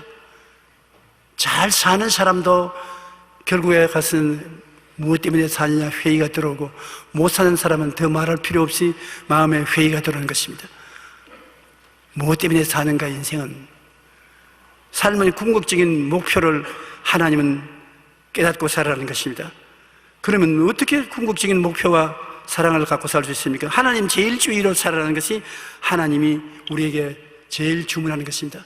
아브라함에게도 하나님 제일주의로 살아라. 이 세상의 부귀영화 공명을 다 가졌어도 하나님 없이는 아무 소용도 없다. 하나님이 집을 세우지 않으시면 세우는 자의 수고가 헛되며 성을 지키지 아니하면 파수꾼의 경성함이 헛사로다. 아침에 일찍 일어나고 저녁에 늦게 누우며 수고의 떡을 먹으며 헛되도다. 하나님 없이 무엇을 해도 결국에는 헛된 것입니다. 오늘날 철학자들이 말하는 것은 사람들은 죄책으로 말미암아 절망에 빠져 있고 허무와 무의미로 말미암아 절망에 빠져 있고 죽음과 무의 공포에 부딪혀 절망에 빠진다고 했는 것입니다. 모두 다 허물을 마음속에 꿰어안고 고통하고 있는 것입니다. 그런데 하나님께서는 허무하지 않고 우리가 인생이 살기 위해서는 하나님 제일주의로 살아가는 것입니다. 신명기 30장 19절로 20절에 내가 오늘 하늘과 땅을 불러 너희에게 정결을 삼느라 내가 생명과 사망과 복과 저주를 내 앞에 두었은즉 너와 내 자손이 살기 위하여 생명을 택하고 내 하나님 야훼를 사랑하고 그의 말씀을 청종하며 또 그를 의지하라. 그는 내 생명이시요 내 장수이시니라. 야훼께서 내 조상 에브라함과 이삭과 야곱에게 주리라고 맹세하신 땅에 내가 거주하리라. 야훼 하나님이 내 생명이시요 내 장수라고 말하는 것입니다. 하나님을 섬기면 그가 우리 속에 생명이 되니까 지치지 아니하고 피곤치 아니하고 또 장수가 된다는 것입니다. 시편 25편 12절로 14절에 야훼를 경외하는 자가 누구냐? 그가 택할 길을 그에게 가르치시리로다. 그의 영혼은 평안히 살고 그의 자손은 땅을 상속하리로다. 야훼의 친밀하심이 그를 경외하는 자들에게 있으며 그의 언약을 그들에게 보이시리라. 우리가 하나님을 경외하는 곳에 비로소 삶의 목표와 살아갈 의미가 있다는 것입니다. 하나님을 삶의 목표로 삼지 않고는 지위나 명예나 권세나 돈이나 이런 것이 생활의 목표가 될 수가 없다는 것입니다. 그러므로 우리는 하나님 말씀을 읽고 듣고 경배하고 성령을 인정하고 환영하고 모시드리며 의지할 때 성령이 여러 마음속에 훈련시켜서 하나님을 제일주의로 해서 살게 만들어 주시는 것입니다. 오늘날 우리가 인생을 살면서 한편에는 복을 주시면서 다른 면에는 시험과 환난을 반드시 주십니다. 왜냐하면 믿음을 가르쳐주고 사랑을 가르쳐주는 데는 시련이 필요한 것입니다. 학교 다닐 때 어린아이들이 공부를 하는데 공부 좋아하는 애들 봤습니까? 공부가 싫어요.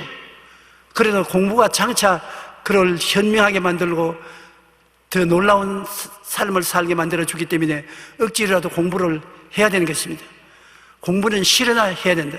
시련과 환난은 못 지킬 만한 것을 하나님이 시키지 않지만은 반드시 시련과 환난을 통해서 신앙이 자라고 사랑이 자라게 해서 이 세상을 훌륭하게 살도록 만들어주는 것입니다. 제가 순종이란 말을 보면 언제나 마음속에 떠오르는 생각이 있습니다. 우리 시골에서 자랄 때 시골에서는 송아지가 어느 정도 자라면 송아지 코를 뚫습니다. 콧뚜레를 받기 위해서 코를 뚫습니다. 송아지가 콧뚜레를 하기 전에는 아주 귀엽습니다. 저는 송아지를 사랑해서 송아지를 끌어안고 얼굴에 이렇게 뺨을 비비기도 하고 쓰다듬어 주고 끌고 다니기도 하고 하는데 콧뚜레 하는 날은 송아지 코를 뚫는 날 그 주인이 막걸리를 가지고 와서 서로 막걸리를 마시고 그 다음에는 코를 뚫습니다. 시뻘겋게 쇠를 달구어서 송아지를 끌어안고 잡고 코에다 구멍을 뚫습니다. 그럼 내가 따라다니면서 뚫지 마, 뚫지 마, 불쌍하지 않아, 뚫지 마. 그러고 울기도 하고 했는데 우리 아버님이 내 손을 잡고서 야, 송아지 코 뚫는 거 보고 울지 마라. 소는 힘이 세고 고집이 세기 때문에 저기 어른소가 되면은 사람을 떼받아 버리고 서지 못한다. 밭도 못 갈고 물건도 실어나지 못한다. 어릴 때 코를 뚫어 놓으면 거기에 콧뚜레를 박아 넣어 땡기면 순종을 한다. 순종하는 소를 만들려고 콧뚜레를 하는데 네가 울는다고 되냐? 울지 마라 그러죠. 그래도 불쌍한데 송아지를 잡고 시커먼 쇠고쟁이를 코에다가 떼면 고함을 치고 음메 눈물을 줄 흘립니다. 나도 같이 보고 눈물도 흘리고 했는데 어른들 하는 말이 맞거든요. 소는 힘이 세고 고집이 아주 강한 짐승이라 그래서 코를 뚫지 않으면 주인이 설 수 없게 되는 것입니다. 그러나 코를 뚫어서 콧뚜레를 걸어 놓으면 그때서야 소는 주인이 끄는 대로 따라가는 것입니다. 여러분과 나에게 하나님이 안 됐지만은 콧뚜레를 좀 뚫어보자. 적게 고집이 센 사람은 조그마한 콧뚜레를 뚫습니다. 그러나 고집이 센 저 같은 사람은 굵은 콧뚜레로 뚫으니까 더 많이 아프지요. 그러나 이 세상에서 하나님이 반드시 우리에게 시험을 보내어서 그 시험이 우리의 콧뚜레가 되어서 우리를 끌어당기는 것입니다. 시험을 통해서 더 굳은 믿음을 갖게 되고 순종을 하고 사랑을 갖게 되는 것입니다. 그러므로 하나님께서는 아브라함에게 고난을 준 것은 그를 통해서 하나님 순종하는 것을 배우고 하나님을 사랑하는 것을 배운 것입니다. 그가 하나님에 대한 절대적인 사랑을 배운 것은 외아들 이삭을 모리아산에서 제물로 바치라는 것입니다. 여러분, 시험치고 그렇게 흉악한 시험이 어디 있습니까? 100살에 낳은 아들을 모리아산에 데리고 와서 죽여서 각을 떼서 제물로 드려. 시험치고는 굉장히 어려운 시험입니다. 답을 써야 돼요. 무슨 답을 씁니까? 하나님, 좀 시험을 쉽게 만들어 주시옵소서. 그렇게 하든지, 나는 못해요. 그렇게 하든지, 내가 시험을 성실껏 다 응답하겠습니다. 그렇게 쓰든지, 저는 시험을 쳐야 되는 것입니다. 그래서 점수를 매기는 것입니다. 아브라함은 엄청난 시험을 당했었습니다. 축복을 많이 받은 이상 그 축복을 잘 간수할 수 있는가 시험을 치는 것입니다. 아브라함은 자기 아내 사라에게 이야기도 아니하고 자기 아들을 보고, 야, 하나님이 제사를 드리라고 하는데 모리아산에 나와 같이 가자. 한 사흘 걸릴 테니까 장작 메고 칼 들고 불신이가 가지고 가자. 사흘 길을 걸어서 모리아산에 왔습니다.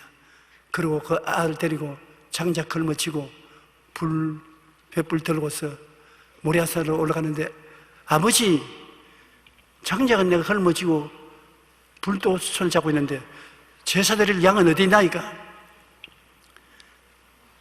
기가 막힌 질문 아닙니까? 얘야, 이건 중요한 제사니까 제물은 하나님이 직접 준비한다 하더라. 가자. 그래 가서 아들과 함께 제단을 쌓고 장작을 펴놓고 그 다음에 내 손발 내놓아라. 왜요? 하나님이 너를 잡아서 제물로 데려가란다. 어찌할 도리가 없다. 아마 그 아들이 아버지를 쳐다보고 눈물을 뚝뚝 흘렸을 것입니다. 아버지, 나이가 많으셔서 조금 머리가 어떻게 된 것 아닙니까? 100살에 낳은 아들이라고 그렇게 자랑하고 사랑하더니 나를 잡아서 제물로 드린다요. 그래도 너를 주시니도 하나님이시요, 너를 도로 데려가려는 것도 하나님이시니 나는 하나님을 위해서 너를 낳고 기른 대리인이 불과하다. 칼 받아자오. 그리고 그를 눕혀서 잡고 칼을 들었습니다. 그때 마지막 순간까지 가만히 있던 하나님께서 보좌에서 화삭 일어나셨을 것입니다. 아브라함아, 아브라함아, 네 외독자 이삭에게 칼 대지 마라. 내가 네 외독자 이삭도 아끼지 않고 나에게 내놓았은지 이제 내가 안다. 내가 나를 사랑한 줄 안다. 사랑은 증거가 있어야 되는 것입니다. 이 세상의 부부에게라도 서로 여보 나 당신 사랑해, 나도 사랑해, 쉽습니다. 왜? 대가가 지불 안 되니까. 말로써 사랑하는 건 누가 못해요. 그러나 사랑에는 대가가 지불합니다. 대가가 있어야 돼요. 내가 너를 사랑한다. 적은 대가가 있으면 적게 사랑하는구나. 많이 사랑하면 많은 대가를 지불하게 되는 것입니다. 오늘날 하나님께서 여러분 보시고 너 나를 사랑하느냐? 사랑합니다. 그러면 내 생애를 내놓아라. 선교사가 되고 조의 종이 되는 것은 생애를 내놓는 것입니다. 힘든 것입니다. 예, 내놓지요. 그렇게 할 수도 있지만 아니요, 하나님 내가 다른 일을 하겠습니다. 선교사는 안 되겠습니다. 선교사 말고 다른 것 시켜주시옵소서. 고집을 부릴 때도 있는 것입니다. 그러나 하나님은 세상을 사랑했습니까? 안 했습니까? 이처럼 사랑하사. 어떻게 이처럼입니까? 독생자를 주셨으니. 하나님이 우리를 사랑한다는 것 구구이 설명할 필요가 없습니다. 하나님이 사랑 안 했으면 여러분 독생자를 줄 수가 없습니다. 외아들입니다. 독생자를 너에게 주셔서 그 살아서 우리의 구주가 된 것이 아니라 십자가에 못 박여서 몸짓고 피 흘려서 죽음으로 우리를 구원해 주시니 하나님이 우리를 사랑하는 것이 얼마나 크게 증명되었습니까? 얼마나 하나님이 너를 사랑하느냐 설명할 수가 없어요. 하나님은 그 크신 사랑으로 죄를 지었음에도 불구하고 못났음에도 불구하고 버림을 받아야 마땅함에도 불구하고 죄지은 그대로 못난 그대로 빈손돈 그대로 여러분을 믿고 구원받으라고 말씀하시는 것입니다. 하나님이 여러분에게 주신 구원이 얼마나 값지고 비싼 것을 알 수 있는 것입니다. 그래서 하나님은 그 비싼 대가를 선물로 여러분에게 주시기를 원하시는 것입니다. 여러분에게 전부 하나님의 사랑이 비오듯이 임하여서 선물로 구원해 주신 것입니다. 여러분은 하나님의 자녀들인 것입니다. 여러분은 천국이 여러분 속에 있는 분들인 것입니다. 하나님이 여러분을 지켜주시는 것입니다. 주님으로 말미암아 인생을 목표로 삼고 살면은 비로소 삶의 가치를 느끼게 되는 것입니다. 삶의 가치가 내게 느껴져야 되는 것입니다. 성령이 오셔서 삶의 가치를 자꾸 마음속에 만들어줘서 행복하고 기쁘게 만들어 주셔야 여러분이 그 가치를 느낄 수가 있는 것입니다. 야훼께서 아브라함에게는 그 아들을 선물로 주는 것을 보시고 내 사랑과 순종이 절대적인 것을 알았다고 말했었습니다. 아브라함만 순종을 가지고 주님을 믿을 사람이 별로 없을 것입니다. 우리 조상 아브라함이 그 아들 이삭을 제단에 바칠 때 행함으로 의롭다 하심을 받은 것이 아니냐. 내가 보거니와 믿음이 그의 행함과 함께 일하고 행함으로 믿음이 온전하게 되었느니라. 이에 성경에 이른바 아브라함이 하나님을 믿으니 이것을 의로 여기시다 하는 말씀이 이루어졌고 그는 하나님의 벗이라 칭함을 받았느니라. 그가 그 아들을 내놓는다는 것은 장난이 아니었습니다. 실질적으로 큰 사랑을 가지고 있었기 때문에 하나님 앞에 아들을 내놓아서 하나님 그 이후로 아브라함은 친구가 되고 하나님을 끝까지 사랑하시는 것입니다. 하나님께서는 내가 반드시 너에게 복을 주고 복주며 너를 번성케 하고 번성하리라 했더니 그가 이같이 오래 참아 약속을 받았다고 성경을 말씀하고 있는 것입니다.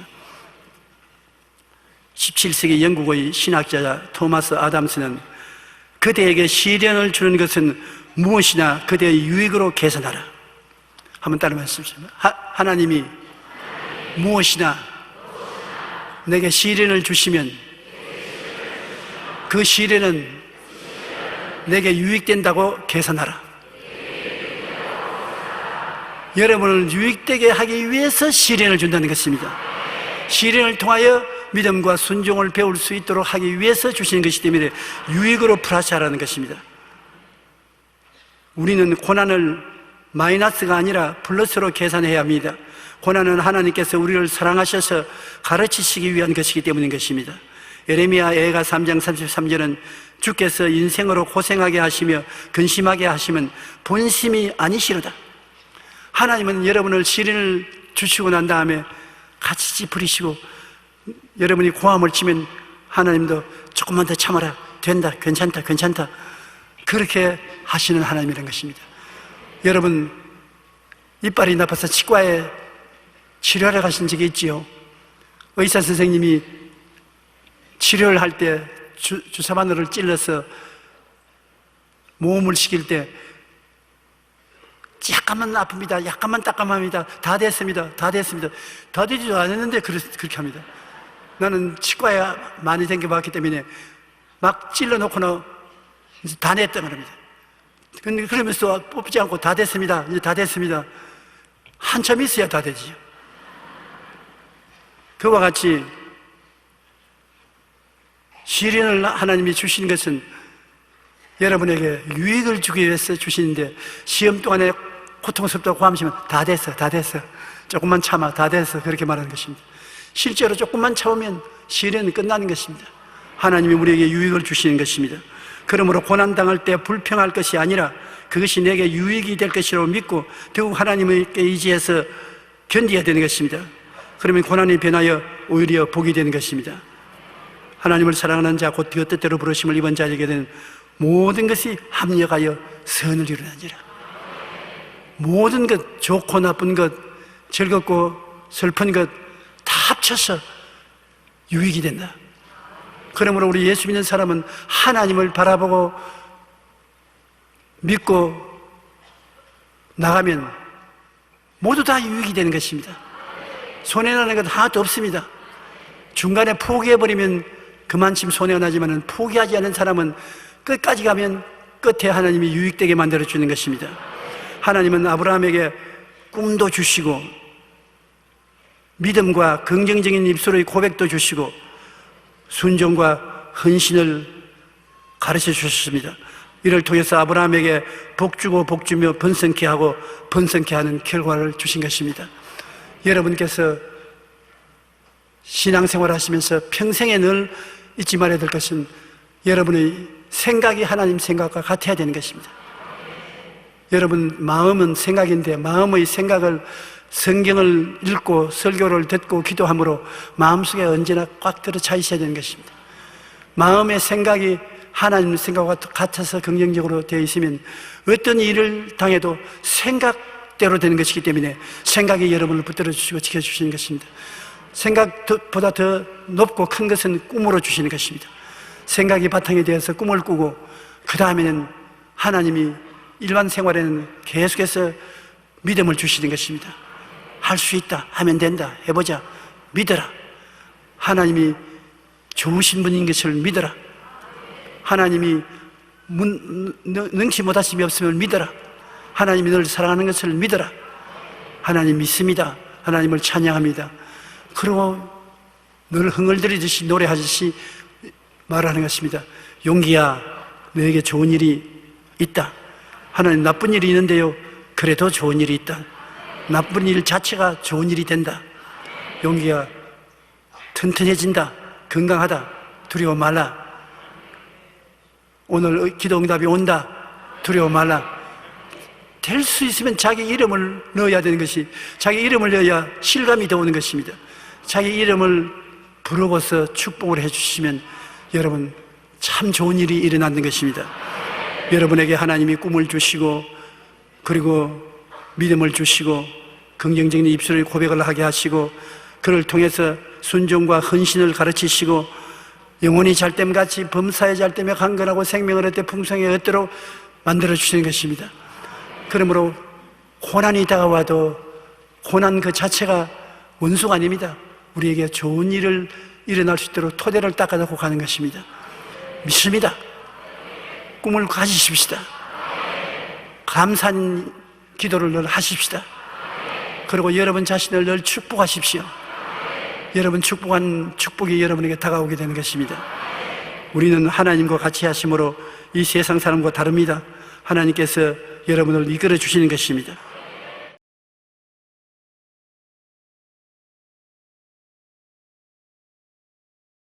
저는 오늘 여러분과 함께 하나님과 동행하는 세 가지 조건이라는 제목으로 은혜를 나누고자 합니다. 어떤 사람이든지 두 사람이 함께 살고 함께 행하려면 서로 마음이 맞아야 돼요. 서로 마음이 맞지 않고 부딪혀 있으면 동거하거나 동행할 수가 없는 것입니다. 이처럼 우리가 하나님과 함께 동거하고 동행하려고 할지라도 하나님과 우리 뜻을 맞춰야 되는 것입니다. 우리가 하나님을 우리 뜻에 맞추려고 하는 것은 무모하기 짝이 없는 일입니다. 우리가 깨어져서 전지전능 무소부지하신 절대 주권적인 하나님의 의지에 우리의 뜻을 맞춰야 하는 것입니다. 부단하게 우리는 노력해서 우리의 뜻을 하나님께 맞출 때 하나님은 우리와 동거할 수 있고 우리와 함께 행하실 수가 있는 것입니다. 그런데 오늘 이 시간에 저는 여러분에게 가장 근원적인 하나님의 성품 세 가지를 말씀해 드리고자 하는 것입니다. 이 세 가지 근원적인 성품에 여러분이 하나님과 뜻을 맞추지 못하면 하나님과 동행은 끝장나고 마는 것입니다. 첫째로 우리가 하나님과 동행하기 위해서는 하나님은 죽은 자를 살리시는 하나님이시라는 것을 알아야만 하는 것입니다. 하나님께서는 산 자를 살리는 것이 아니라 하나님께 나오는 자는 반드시 죽어야만 하는 것입니다. 죽은 자를 살리시는 것입니다. 왜냐하면 아담과 하와의 후손인 인간은 모두 다 하나님의 뜻에서 전적으로 빗나간 존재인 것입니다. 우린 죄인인데 죄라는 것은 바로 하나님의 뜻에 빗나갔다는 말인 것입니다. 그러므로 오늘날 인류는 모두 다 하나님의 뜻에 전적으로 빗나간 존재이며 하나님 중심으로 살지 않고 인본주의적으로 살며 그 인격적인 성품이 완전히 타락하고 부패했기 때문에 인간은 결코 수양이나 도덕을 통해서 개조할 수가 없습니다. 이러므로 이 인간은 폐기 처분해야 됩니다. 우리 온 인간은 죽어야만 하는 것입니다. 그리고 하나님의 능력으로 다시 부활시켜야만 되는 것입니다. 이것이 어찌 가능할 수 있겠습니까? 그러나 하나님께서는 이 기적을 일으키신 것입니다. 하나님께서 그 아들 예수님을 보내주셔서 모든 인류를 대표해서 우리 옛사람을 주님께서 걸머지시고 십자가에 올라가셔 죽으심으로 말미암아 온 인류들을 십자가에서 주님께서 청산하신 것입니다. 그리고 무덤에 장사 지낸 바 되고 난 다음 사흘 만에 그리스도가 부활하실 때 예수 그리스도를 통해서 하나님은 우리 믿는 자들을 부활시킨 것입니다. 이러므로 우리 하나님께서는 여러분과 나를 먼저 그리스도 안에서 죽게 하시고 장사 지내고 난 다음에 예수 안에서 부활하여 영생을 얻게 하시는 것입니다. 이와 같은 과정을 겪지 않고는 우리는 결코 하나님과 만날 수가 없는 것입니다. 오늘날 어떠한 종교나 윤리나 도덕적인 행위가 여러분을 개조할 수 없습니다. 이러므로 누구든지 예수를 구주로 모시면 여러분의 생애 속에 하나님 앞에서 극적인 변화가 일어납니다. 여러분 옛사람은 예수 그리스도와 함께 십자가에 못 박아서 죽고 장사 지내는 그러한 법적인 변화가 일어나는 것입니다. 그리고 여러분이 예수 안에서 부활해서 영생을 얻고 성령이 여러분 속에 와서 거하시고 여러분에게 하나님을 향해서 아바 아버지라 부르게 만들어 주신 것입니다. 이래서 우리는 죽었다가 부활한 사람들인 것입니다. 이 이후로 우리 신앙이 성장하는 과정에 있어서 우리 하나님께서는 그냥 신앙을 성장시켜 주지 않습니다. 우리의 신앙이 크게 자라기 위해서는 반드시 죽고 살아나는 과정이 계속돼야 되는 것입니다. 그러므로 예수 믿고 난 다음에 여러분에게는 적고 큰 시험이 끊임없이 다가와서 나의 인간적인 생각과 인간적인 고집이 깨어져서 죽고 그리고 또 은혜를 받아서 부활해서 더 깊은 신앙 가운데 들어가는 체험이 계속되는 것입니다. 예를 들어보면 성경에 우리 믿음의 조상 아브라함을 보십시다. 그는 나이 75세가 되어 갈대아 우르 땅에서 하나님의 부르심을 받고 그는 젖과 꿀이 흐르는 가나안 땅으로 가려고 출발했었습니다. 그런데 그때 하나님께서 명령하신 것은 내 본토 친척 아비 집을 떠나 내가 내게 지시할 땅으로 가라고 말한 것입니다. 그러나 아브라함은 완전히 자아가 깨어지거나 죽지 않았었습니다. 믿고 순종했지만은 불순물이 꽉 들어찼습니다. 본토를 떠나지 아니하고 본토에서 얻은 모든 재산 다 모으고 그곳에 얻은 모든 짐승들 다 모으고 종들을 다 데리고 출발했었으며 친척을 떠나라고 했는데 그의 조카 롯을 데리고 출발했었습니다. 그러므로 아브라함의 믿음과 순종이라는 것은 불순물이 꽉 들어찬 이기주의적인 그런 믿음과 순종이었습니다. 그러므로 하나님께서는 가나안 땅에서 아브라함에게 죽음을 체험하게 한 것입니다. 하나님이 아브라함을 축복해 주시기 위해서는 먼저 죽은 자를 살리시려 하기 때문에 아브라함을 죽여야만 했었습니다. 아브라함이 큰 기대를 가지고 가나안 땅에 도착해 보니 가나안 땅에는 가뭄이 들어서 마실 물이 하나도 없습니다. 풀은 다 마르고 나무는 새빨갛게 탔습니다.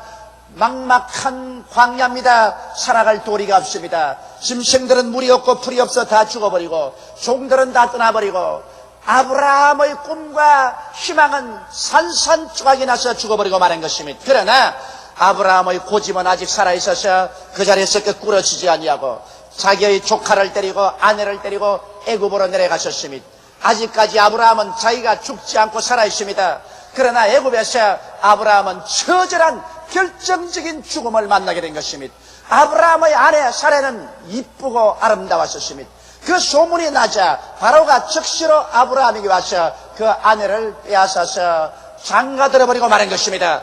이러므로 재산 다 빼앗기고 환경 다 낭패에 처하고 마지막 자기에게 남은 아내조차 빼앗기고 난 아브라함에게는 이 세상에 살아있을 아무런 이유와 목적이 없었습니다. 그는 벽에 부딪혀버리고 마는 것입니다. 그는 처절한 절망에 부딪혔습니다. 아브라함은 깨어지고 자기 자신은 죽어버리고 말았습니다. 이제는 자기 스스로 힘으로 아무것도 할 수가 없었습니다. 아브라함은 하나님 아버지여, 살든지 죽든지 흥하든지 망하든지 승하든지 쇠하든지 이제는 아버지의 뜻대로 하시옵소서. 자기가 깨어지고 아브라함이 죽었을 때 하나님은 아브라함에게 부활의 은혜를 다시 부어주셨으며 그 아내를 도로 바로에서 빼앗아서 돌려주고, 그리고 금과 은과 많은 짐승과 노비를 얻었으며 그가 그 다음 가나안 땅에 하나님이 도로 돌려보냈는데, 그때는 가나안 땅에 비가 넉넉히 와서 물이 있고 산천 초목이 푸르고 젖과 꿀이 흐르는 땅을 돌려주신 것입니다. 아브라함이 죽을 때 하나님께서 부활을 주셔서 축복을 허락해 주신 것입니다. 이삭도 마찬가지입니다. 100세 아브라함이 낳은 아들 이삭이 소년 시절이 되자 하나님께서 이삭에게 그냥 축복을 주신 것이 아닙니다. 반드시 죽은 자를 살리는 하나님께서는 이삭을 모리아산에서 죽여 하나님께 제물 드리도록 아브라함에게 명령하셨습니다. 이삭은 나이 어린 소년 시절에 벌써 아버지에게 묶여서 모리아산 제란에 올라갈 때 그 자신은 죽었습니다. 아브라함이 번쩍번쩍 하는 칼을 들고 그를 내리치려고 할 때 소년 이삭은 그 마음속에 이미 죽음을 받아들인 것입니다. 그런 죽은 그와 박물합니다. 하나님께서는 아브라함아, 네 아들 내 독자 이삭에게 손을 대지 말라고 해서 그 재난에서 살아나왔지만은 그러나 죽었다가 부활한 것과 마찬가지인 것입니다. 그렇기 때문에 하나님께서는 이삭에게 복주고 복주며 번창케 하고 번창케 하는 부활을 주신 것입니다. 야곱도 마찬가지입니다. 야곱은 꾀가 많습니다. 사기성이 많습니다. 형을 속였고 아버지를 속이고 외아지 집에 도망쳐서 그곳에 20여 년 살면서 외아지식을 속이고 속임도 받았었습니다.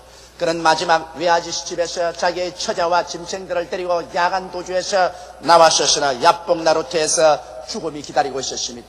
형이 400인의 군대를 거느리고 20년 동안 절치부심 그 동생에게 원수를 갖겠다고 하는 그 원한을 갖기 위해서 질풍처럼 달려옵니다. 앞에는 형의 400인의 군대가 다가오지요. 뒤에는 외아저씨가 내가 다시 내게로 돌아오면 살려놓지 않겠다고 하셨습니다. 그런 처자들과 모든 짐승들을 다 야복강을 건너가고 난 다음 혼자의 편에 앉아서 기도할 때 창자가 끊어지는 것 같았습니다. 그런데 갑자기 천사가 나타나서 이 야곱에게 덤벼들어서 야곱을 정복하려고 합니다. 밤새도록 천사와 씨름했는데 아침에 천사가 손을 들어 그 환두뼈를 치며 환두뼈가 그어져 절름발이가 되고 마른 것입니다. 이제는 달아날 돌이조차 없습니다.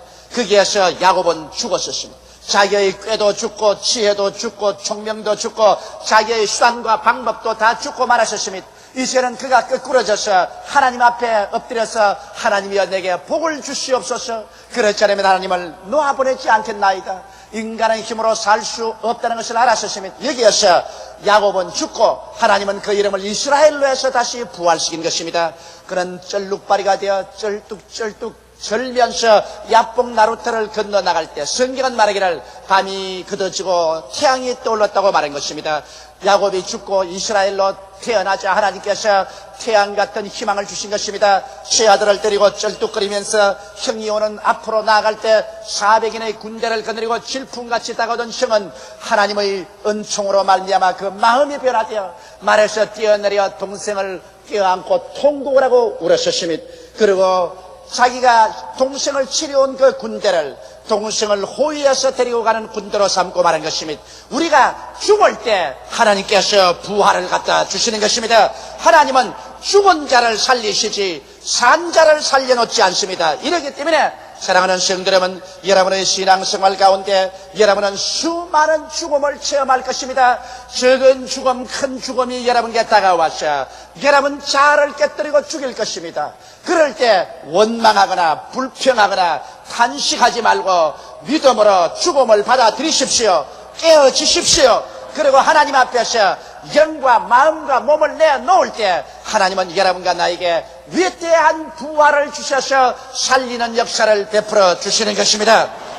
둘째로 하나님의 성품은 없는 것을 있는 것 같이 부르시는 하나님인 것입니다. 저는 어렸었을 때 경상남도 울주군 삼남면 교동리 31번지 산장에서 태어났었습니다.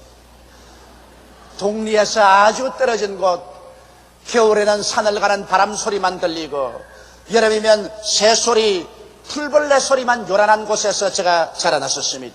이러므로 저는 친구가 없었습니다. 어릴 때부터 내 혼자 살았었습니다. 이러므로 많은 시간을 저는 상상 속에 살았었습니다. 친구가 없기 때문에 나는 상상의 세계 속에 살 수가 밖에 없었습니다. 저는 저곳에 범이 있다고 생각했습니다. 그래서 걸어가면서 범이 있으니 조용히 걸어가야 된다, 그렇게 말을 했었습니다. 저기에는 여우가 있으니까 여우가 있는 길을 피해가야 된다고 나는 스스로 말했었습니다. 이런 상상 속에 살았는데 여름 방학 때가 되면 내 사촌들이 우리 과수원에 놀러 왔었습니다. 그런데 난 그 사촌들에게 내 상상 속에는 세계를 말했었습니다. 형, 저기 가면 범이 있어. 굉장히 무슨 범이 이렇게 있어. 동생, 저기는 여우가 있는 곳이야. 어디 가보자. 한개 가보면 범도 없고 여우도 없습니다. 그래서 제가 이름이 났습니다. 거짓말쟁이라고. 용길은 거짓말쟁이라고. 하루는 사촌들이 모여서 용길은 거짓말쟁이라고 나를 놀려대기 때문에 제가 울었습니다. 그러니까 아버님께서 저를 불러서 앞에 세우고 난 다음, 용기야, 너는 거짓말쟁이가 아니라 너는 상상력이 풍성한 아이다. 너는 마음속에 상상력이 풍성해서 다른 사람은 도저히 볼 수 없는 것을 너는 상상 속에서 보고 있다. 네가 만일 이 상상력을 그대로 잘 개발하면 장차 커서 사회에 나가서 보통 사람이 할 수 없는 큰 일을 하게 될 것이다. 그렇게 아버님이 내게 그 격려를 해주셨습니다. 그것이 지금 50평생에 내 마음속에 잊어지지 않고 있습니다. 수많은 일들이, 여러분, 우리는 상상을 가지고서 창조해내는 것입니다. 더구나 우리가 하나님 세계 속에 들어가려면 상상의 세계를 통하지 않고는 하나님과 교제할 수 없습니다. 왜냐하면 하나님은 없는 것을 있는 것 같이 부르신 하나님이기 때문에 없는 것을 있는 것 같이 부르자면 우리 상상 속에서 볼 수밖에 없습니다. 성경에 보면 아브라함이 100살이 되고 세라가 90살이 다 됐는데 하나님께서 아들을 주겠다고 약속하셨습니다. 그러고 난 다음에 이름을 바꾸었습니다. 아브라함은 아브라함, 많은 민족의 조상이라는 이름을 주었으며 세라에게는 세라로 여주인이라는 이름을 주었습니다.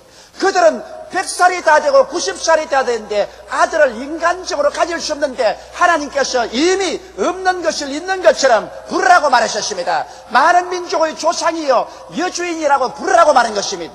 그 일을 할 수 있는 것은 상상 속에서밖에 할 수밖에 없습니다. 실제는 도저히 생각할 수 없는 것입니다. 또한 주님께서 시몬을 만나셨을 때 시몬은 갈대였습니다.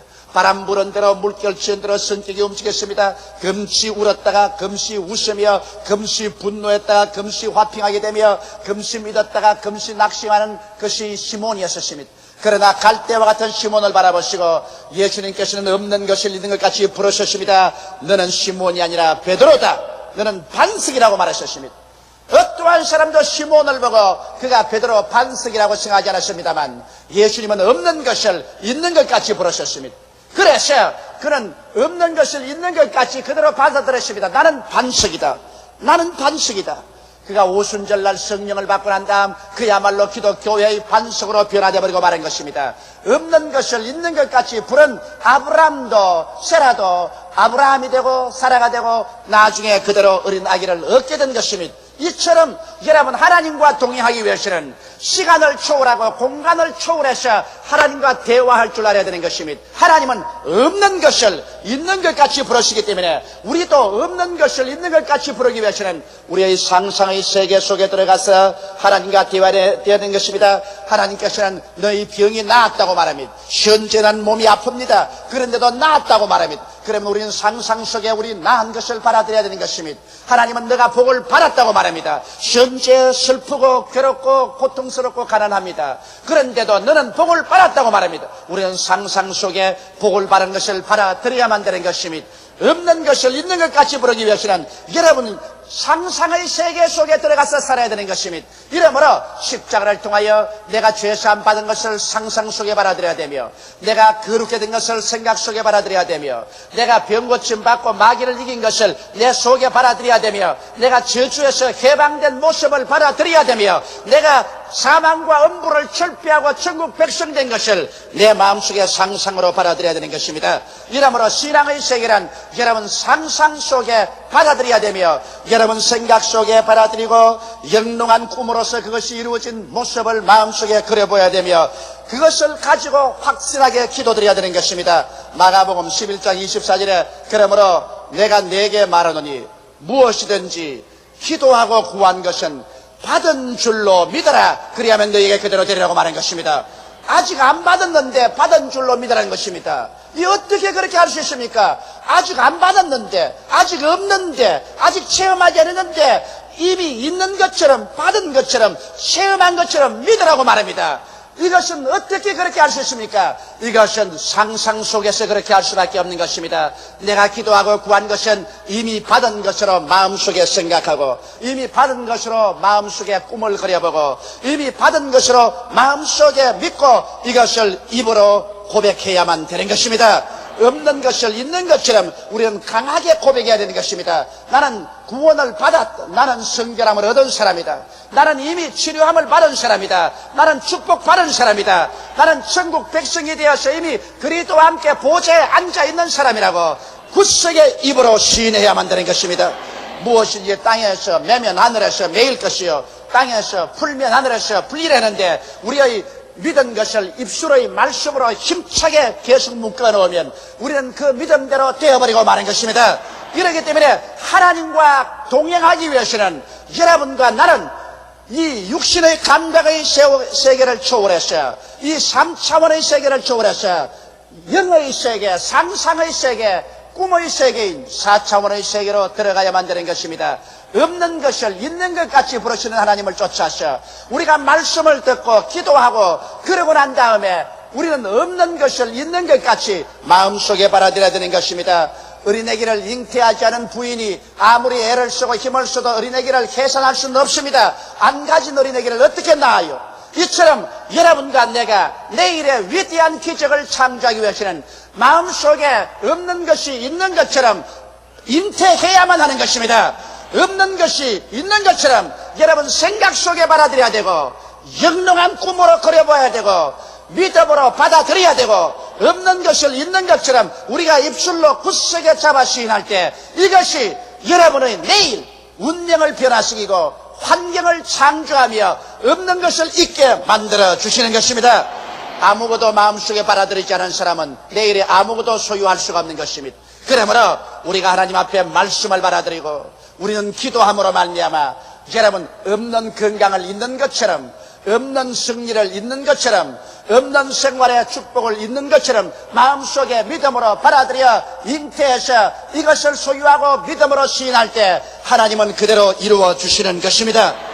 이러기 때문에 오늘 하나님의 성품이란 없는 것을 있는 것 같이 부르시는 하나님인 것입니다. 한번 따라 말씀하세요. 없는 것을 있는 것 같이 부르시는 하나님이시라.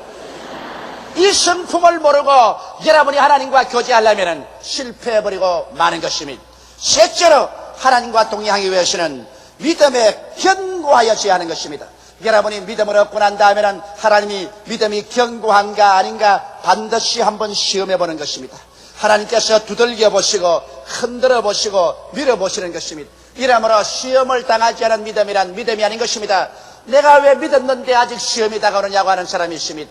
믿음이란 반드시 시험의 돌풍을 지나게 되며 물과 불을 통하게 되는 것입니다. 이러므로 아브라함은 이러한 시련을 통과한 것입니다. 성경에 보니 아브라함은 바랄 수 없는 중에 바랐다고 했었으므로 믿음이란 초이성적인 것입니다. 내 인간의 이성이나 과학적으로 생각되는 것만 믿고 그렇지 않으면 못 믿는다면 믿음이 아닙니다. 믿음이라는 것은 초이성적으로 여러 가지 인간의 이성과 과학적인 반대를 불구하고 이것을 극복해야 되는 것입니다. 아브라함은 자기 몸의 죽은 것 같음과 사라의 태의 죽은 것 같음을 알고도 믿음이 연약해지지 않았다고 말했습니다. 믿음이란 초감각적입니다. 눈에는 아무 증거 안 보이고 귀에는 아무 소리 안 들리고 손에는 잡히는 것 없고 느낌이 없어도 감각을 초월해서 믿어야 되는 것입니다. 내가 병자 위에서 기도할 때 언제나 말합니다. 지금 몸이 아직 아프고 아직 괴롭더라도 이미 믿음으로 말미암아 병 나은 것으로 마음속에 생각하고 그것을 꿈꾸고 그것을 받아들이고 그것을 입으로 시인하십시오. 아니 지금 아직 아픈데요. 그 아픈 것을 시인하면 당신은 낫지 못합니다. 그러나 지금 아프더라도 당신의 마음속에 없는 것을 있는 것처럼 생각하고 그것을 꿈꾸어보고 믿음으로 받아들이고 입술로 시인하면 속에서 밖으로 나오지 밖에서 속으로 들어가지 않습니다. 그럴 때 하나님이 믿는 대로 된다고 말합니다. 그렇게 내가 늘 격려합니다. 그런 믿음을 가지고 있으면 감각과 싸워야 됩니다. 감각은 그렇지 않다고 하는데 여러분은 그렇다고 말합니다. 이것은 초감각적으로 여러분께서 믿음의 시련을 통해야만 되는 것입니다. 그리고도 말씀에 굳게 서야 됩니다. 성경은 말하기를 믿음이 없어 하나님의 약속을 의심치 않았다고 말한 것입니다. 우리의 믿음이란 저 하늘이 무너지고 이 땅이 꺼져도 1.1핵도 변할 수 없는 하나님의 말씀 위에 억척같이 서는 것입니다. 누가 뭐라고 말해도 초이성적으로 초감각적으로 하나님 말씀 위에 서서 믿음으로 밀고 나가며 하나님께 영광을 돌립니다. 이미 하나님께서 은혜를 주신 줄을 믿고서 감사와 찬송을 드립니다. 원망과 불평을 하지 않습니다. 그리고 입술로 끝없이 확신을 시인합니다. 하나님 앞에서 입으로 시인하고 마귀 앞에서 시인하고 자기 자신의 마음속에 시인합니다. 우리가 입술로 말하는 것이 여러분과 내 마음을 묶거나 풀어놓는 것입니다. 이러므로 확신 있게 내 자신에게 말합니다. 이래서 일정한 기간 동안 믿음의 시험과 환난을 통하게 되고 우리의 믿음이 흔들리지 않은 굳은 믿음이라는 것이 증명될 때 하나님은 일어나셔서 내 믿음대로 될지어다 라고 말씀하는 것입니다. 여러분, 하나님의 성품을 우리가 알고 하나님의 성품을 따라 믿을 때 우리의 생활 속에 하나님과 동행할 수 있고 동거할 수가 있는 것입니다. 성공적인 사회생활의 비결은 우리가 만나고 대화하는 상대를 정확히 이해하고 그에 따라 행동하는 것입니다. 성공적인 신앙생활도 그와 마찬가지인 것입니다. 하나님의 성품을 분명히 알고 그 지식에 따라 믿음의 생활을 해야 여러분과 나는 성공적인 생활을 할 수 있는 것입니다. 나는 최근에 어느 한 집에 신방을 갔는데 이러한 간증을 들었었습니다. 그 부형님께서는 딸만 둘을 낳으시고 난 다음에 꼭 아들을 하나 낳고서 그만두어야 되겠다. 그런데 교회 와서 설교를 듣는데 바라봄의 법칙이란 말씀을 들었었습니다. 에라, 나도 바라봄의 법칙을 해볼 밖에 없다고. 그래서 그는 설악산에 가서 그곳에서 윤두로서 찢어서 그림을 그리는 사람에게 아들을 하나 그려달라고 그랬답니다. 그래서 멋진 아들을 하나 그려가지고서 집에 갖다 붙여놓고 아침 저녁으로 기도할 때 그 마음속에 하나님이 아들을 줄 것을 상상 속에 생각하고 그 아들을 마음속에 영롱하게 그려보고 하나님께 믿었는데 하나님이 마음에 확신을 주셔서 그런 입으로 시인하면서 하나님께서 내게 아들을 주셨다고 한 결과에 그 다음 자녀를 낳아보니 과연 아들이더라는 것입니다. 그래서 목사님, 나는 이와 같은 큰 체험을 했습니다. 그러고 난 다음 그 그림을 가지고 자랑했더니 사람들이 그림을 빼앗아가 버렸어. 그 그림이 어디 갔는지 흔적이 없다고 그랬었습니다. 아마 아들 낳을 사람들이 그것을 가지고 바라봄의 법칙을 사용하는지 모르겠습니다. 물론 이것은 그분의 한 개인적인 체험이겠지만은 이와 같이 여러분의 생활 속에 바라봄의 법칙을 사용할 때 하나님의 성품을 따라 믿을 때 하나님의 기적이 일어나게 되는 것입니다.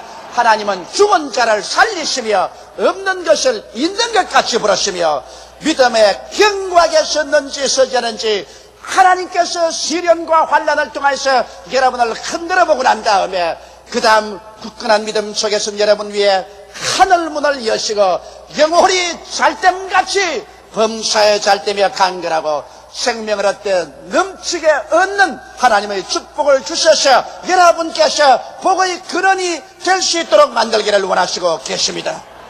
다 같이 고개 숙여 기도드리겠습니다. 만군의 야훼 우리 아버지 하나님이여, 우리가 하나님을 잘 알고 하나님과 함께 동행할 수 있게 도와주시옵소서. 하나님 앞에 나와서는 우리가 죽어야 된다는 것을 알고 우리의 여러 가지 환경 가운데서 우리를 깨뜨리는 시험이 다가올 때 감사하게 받아들이게 도와주시옵시고, 시험에서 우리는 깨어지고 더욱 하나님께 순복하는 우리들 되게 도와주시옵소서. 하나님 아버지, 죽은 자는 하나님이 살려주시고 없는 것을 있는 것 같이 부르시오니 우리 믿음의 세계를 개발하게 도와주시옵시고, 아버지여 견고한 믿음에 서도록 인내력을 허락하여 주옵소서. 예수님 이름 받들어 기도드리옵나이다. 아멘.